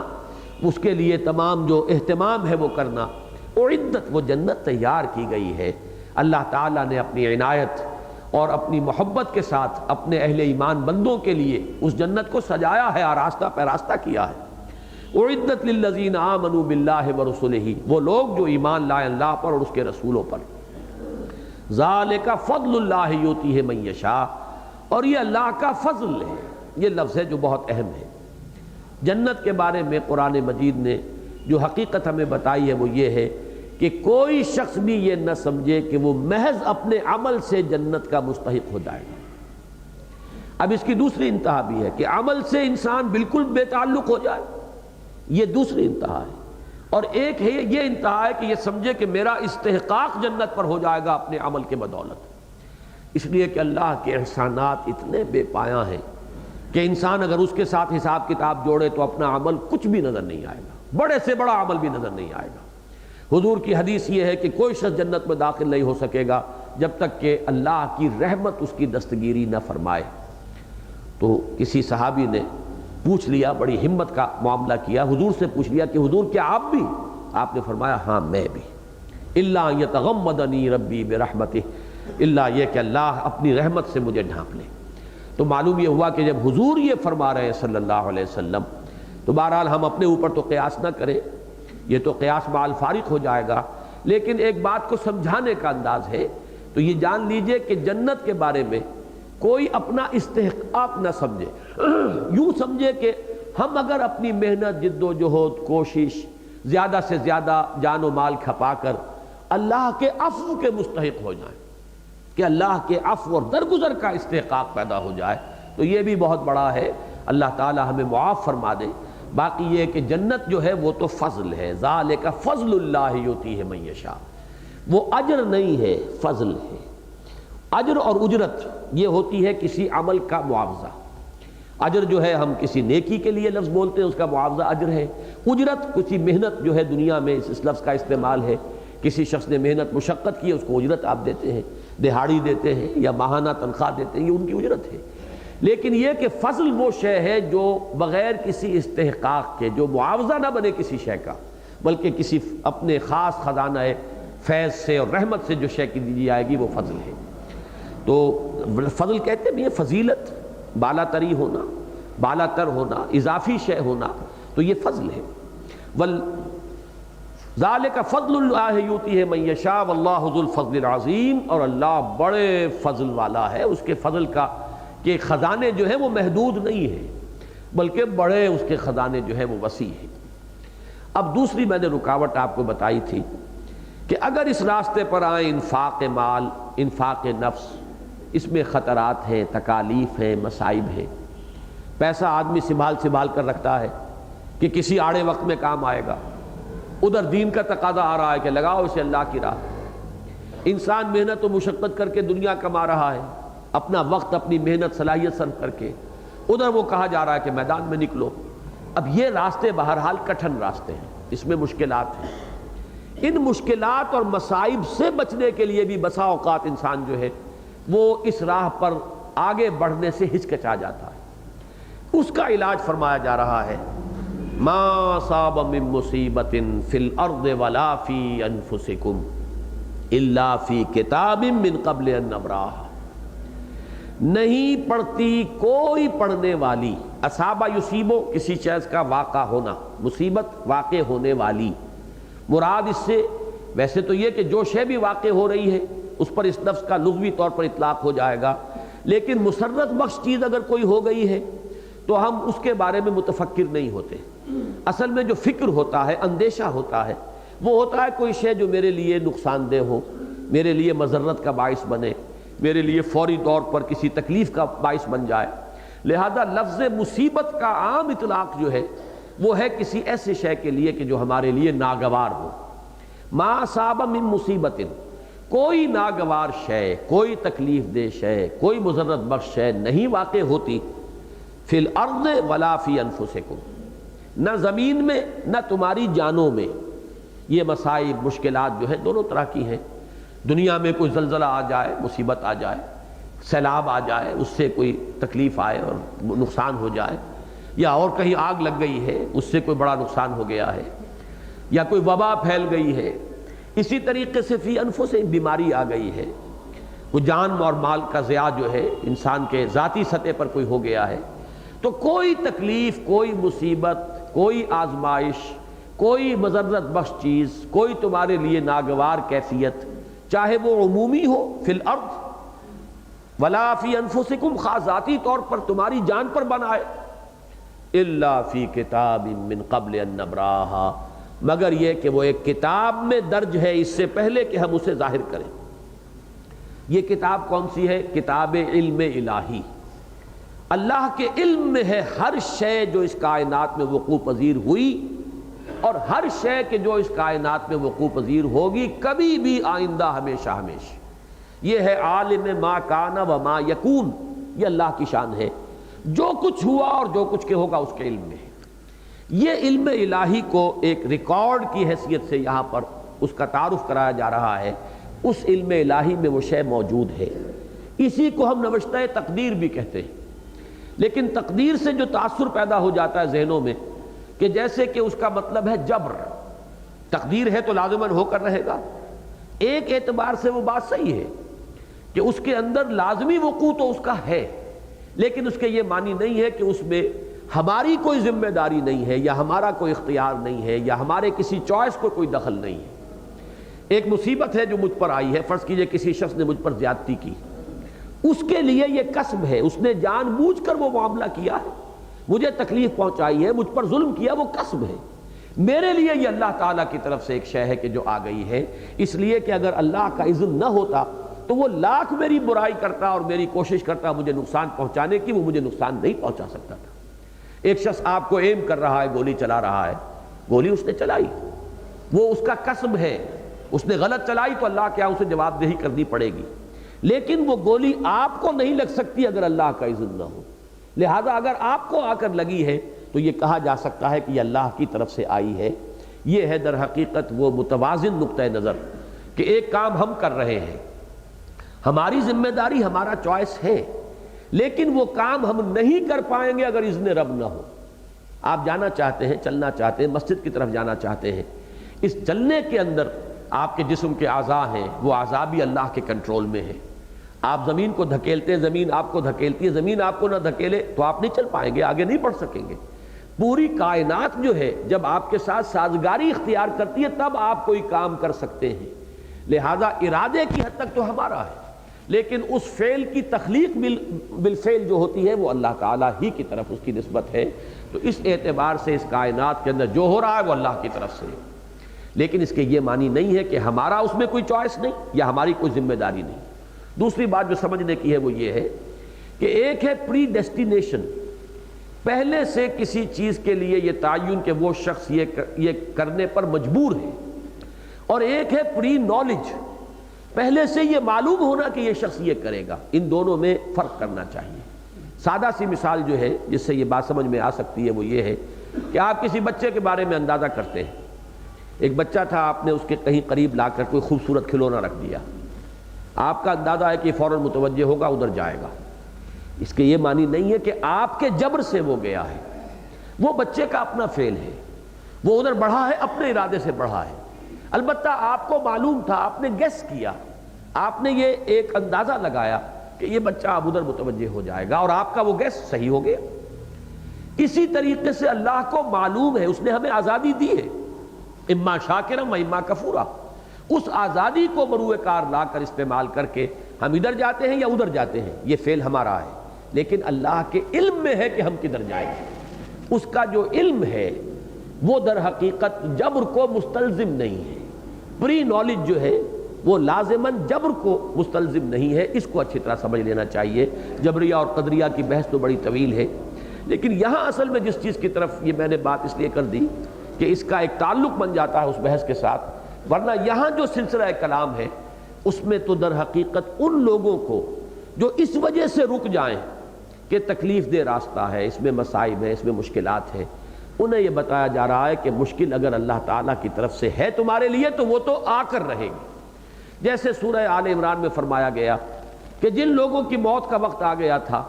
وہ چاہے وہ میدان کے اندر نہ جاتے، اپنے گھروں میں بھی ہوتے، فی بروج مشیدہ، وہ نہ صرف یہ کہ گھروں میں بلکہ قلعہ بند ہو جاتے، اور قلعے بھی بڑے حفاظت کا سامان کر دیا ہوتا، تب بھی موت کو تو اس وقت آ کر رہنا تھا۔ یہ صرف ایک حسرت انسان کے دل میں رہ جاتی ہے کہ فلاں جگہ گیا تو یہ مصیبت آ گئی، یا فلاں ہم نے کام کیا تو اس کا نتیجہ یہ نکلا۔ اللہ تعالیٰ کے ہاں ہر چیز جو ہے اس کے علم ازلی کے اندر ہر شے پہلے سے معین موجود ہے، یہ تو صرف اللہ تعالیٰ کی طرف سے اس شے کا اب ظہور ہو رہا ہے، یہ ظہور ہے اس کا، ورنہ علم خداوندی کے اندر وہ قدیمی طور پر ہمیشہ سے موجود ہے۔ ما اصاب من مصیبت فی الارض ولا فی انفسکم الا فی کتاب من قبل ان نبرأها۔ اب اس کا نتیجہ نکلنا چاہیے ان ذالک علی اللہ یسیر، یہ چیز اللہ پر بڑی آسان ہے۔ ہم اپنے علم کے اعتبار سے، جیسے میں نے بچے کی مثال دی ہے، اب اس کو ہم لاکھ گنا بھی کر لیں تب بھی وہ مثال جو ہے اللہ تعالیٰ کی مثال کے اوپر تو پوری طریقے سے منطبق نہیں ہوگی۔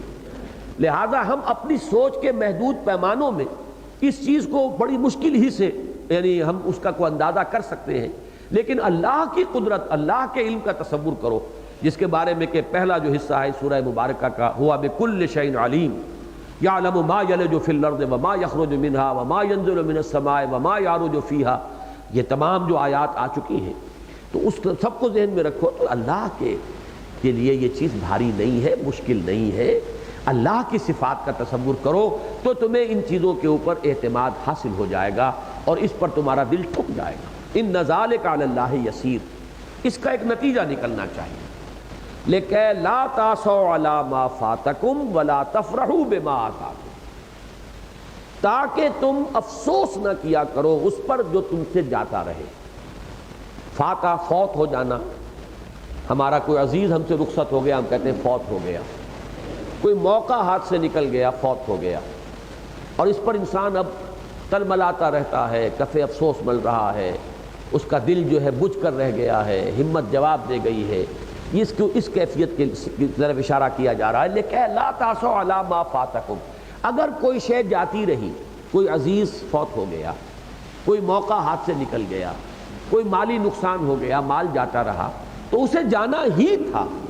اور یہ کوئی اندھا بہرا مادہ نہیں ہے کہ جو اس کائنات کو چلا رہا ہو، یہ علیم اور بصیر اور خبیر اور حکیم ہستی ہے کہ جس کا ارادہ یہاں پر کار فرما ہے اور یہ اس کے تحت ہو رہا ہے۔ لہذا صاحب ایمان کے لیے اب اس میں افسوس کس بات کا، رنج کس بات کا، غم کس بات کا؟ ایمان کی وہ کیفیت جس کو کہ مرتبہ ولایت سے تعبیر کیا جاتا ہے، وہ اصل میں حقیقت ایمان ہی کے لیے ایک لفظ ہے۔ ایمان اگر واقعتاً دل میں ہوگا تو وہ اہل ایمان ہی اللہ کے ولی ہیں اور دوست ہیں۔ الا ان اولیاء اللہ لا خوف علیہم ولا هم یحزنون، ان کے لیے نہ خوف ہے نہ حزن ہے۔ خوف کس بات کا؟ وہی ہوگا جو اللہ چاہے گا، جس کا اللہ کے ہاں سے اذن ہوگا، تو جو اللہ کی طرف سے آئے خرچ بعد آباد، ہم تو اس کے لیے تیار ہیں، سر تسلیم خم ہے جو مزاج یار میں آئے،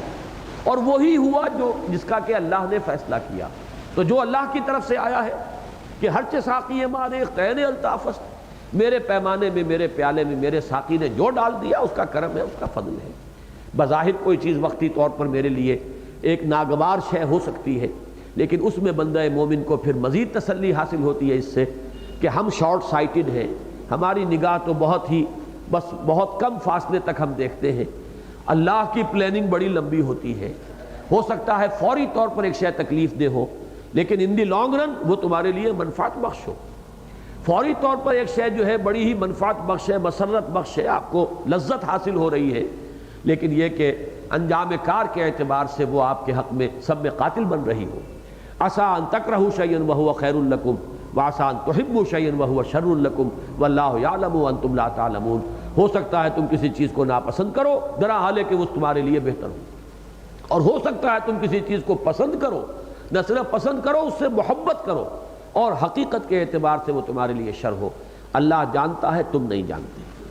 اب یہ ایمانی کیفیات اگر حاصل ہو جائیں تو نتیجہ کیا نکلے گا؟ لِکَیْ لَا تَعْصَوْا عَلَىٰ مَا فَاتَکُمْ، افسوس نہ کیا کرو اس پر جو تم سے جاتا رہے، چھوٹ جائے، وَلَا تَفْرَحُوا بِمَا آتَاکُمْ، اور جو کچھ اللہ تمہیں دے دے اس پر اترایا نہ کرو، اس پر فرحت اور فرح کی کیفیت محسوس نہ کیا کرو۔ اب یہ دونوں الفاظ جو ہیں اس میں ایک احتیاط البتہ آپ اپنے ذہن میں رکھیے کہ ایک ہوتا ہے کسی بھی واقعے کا فوری ایک تاثر، وہ بربنائے طبع بشری بڑے سے بڑے انسان کو ہو سکتا ہے، یہاں تک کہ میں تو سیرت النبی کے ان واقعات کو بہت ہی عزیز رکھتا ہوں اور مجھے ان سے بڑی دلچسپی ہے۔ ہم جیسے لوگوں کے لیے اس میں بڑی تسلی کا سامان ہے کہ حضور کے صاحبزادے حضرت ابراہیم کا انتقال ہو رہا ہے اور حضور کی آنکھوں میں آنسو آ گئے۔ یہ اب اگر یہ واقعہ نہ ہوتا تو معلوم ہوتا کہ بہت ہی، اگر ہمیں کسی ایسے موقع کے اوپر کچھ صدمے کا احساس ہوتا تو بالکل ہی مایوسی ہم پر طاری ہو جاتی کہ یہ شے جو ہے یہ تو گویا کہ ایمان کے منافی ہے۔ ایمان کے منافی نہیں ہو سکتی وہ چیز کہ جو خود حضور صلی اللہ علیہ وسلم کے ہمیں معاملے میں نظر آ رہی۔ تو ایک ہے فوری تاثر، اس فوری تاثر پر پکڑ نہیں ہے، وہ ایمان کے منافی بھی نہیں۔ اس میں جو لوگ جنہوں نے فزیولوجی پڑھی ہے وہ بات کو اچھی طرح سمجھ سکتے ہیں کہ ایک انوالنٹری ایکشن ہوتا ہے، جیسے کہ آپ کا ہاتھ یہاں رکھا ہوا تھا، چیونٹی نے کاٹا، ہاتھ آپ کا ایک دم یوں آ گیا، اس میں آپ کے کسی ارادے کو دخل نہیں، آپ نے سوچ سمجھ کر یہ کام نہیں کیا ہے، یہ انوالنٹری غیر اختیاری معاملہ ہے، اس پر کوئی پکڑ نہیں ہوتی۔ تو بالکل اسی طرح کوئی فوری بات، کوئی فوری تاثر جو ہے، کوئی خوشی تھوڑی سی حاصل ہو گئی کسی معاملے میں، فرحت ہو گئی یا کسی شے پر کوئی تعسف ہو گیا، لیکن یہ سمجھ لینا چاہیے کہ اگر ان چیزوں میں پائیداری ہوگی، ان میں شدت ہوگی، ان میں گہرائی اور گہرائی ہوگی تو یہ چیزیں اب اسی درجے میں ایمان سے دوری کی علامت بن جائیں۔ یوں سمجھیے کہ جیسے پینڈولم جو ہے، اس پینڈولم کا ایک جو اس کی حرکت ہو رہی ہے دائیں سے بائیں کی طرف، یہ ایمپلیٹیوڈ جو ہے اس کی موومنٹ کا، ایک بندہ مومن کی زندگی میں مسرت بخش اور مضرت بخش چیزوں کے درمیان اس کی باطنی کیفیت کا پینڈولم حرکت میں تو آئے گا لیکن بہت کم،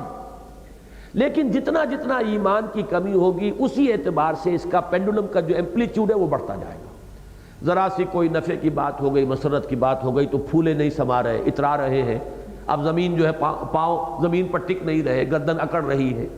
اور ذرا سی کوئی افسوس کی بات ہو گئی تو دل بجھ کر رہ گیا ہے، ہمت جواب دے گئی ہے، کمر ٹوٹ گئی ہے۔ یہ جتنا ان دونوں کیفیات کے مابین فصل ہوگا اتنا ہی یوں سمجھیے کہ حقیقت پر نگاہ نہیں ہے بلکہ مظاہر اور ظواہر پر نگاہ ہے۔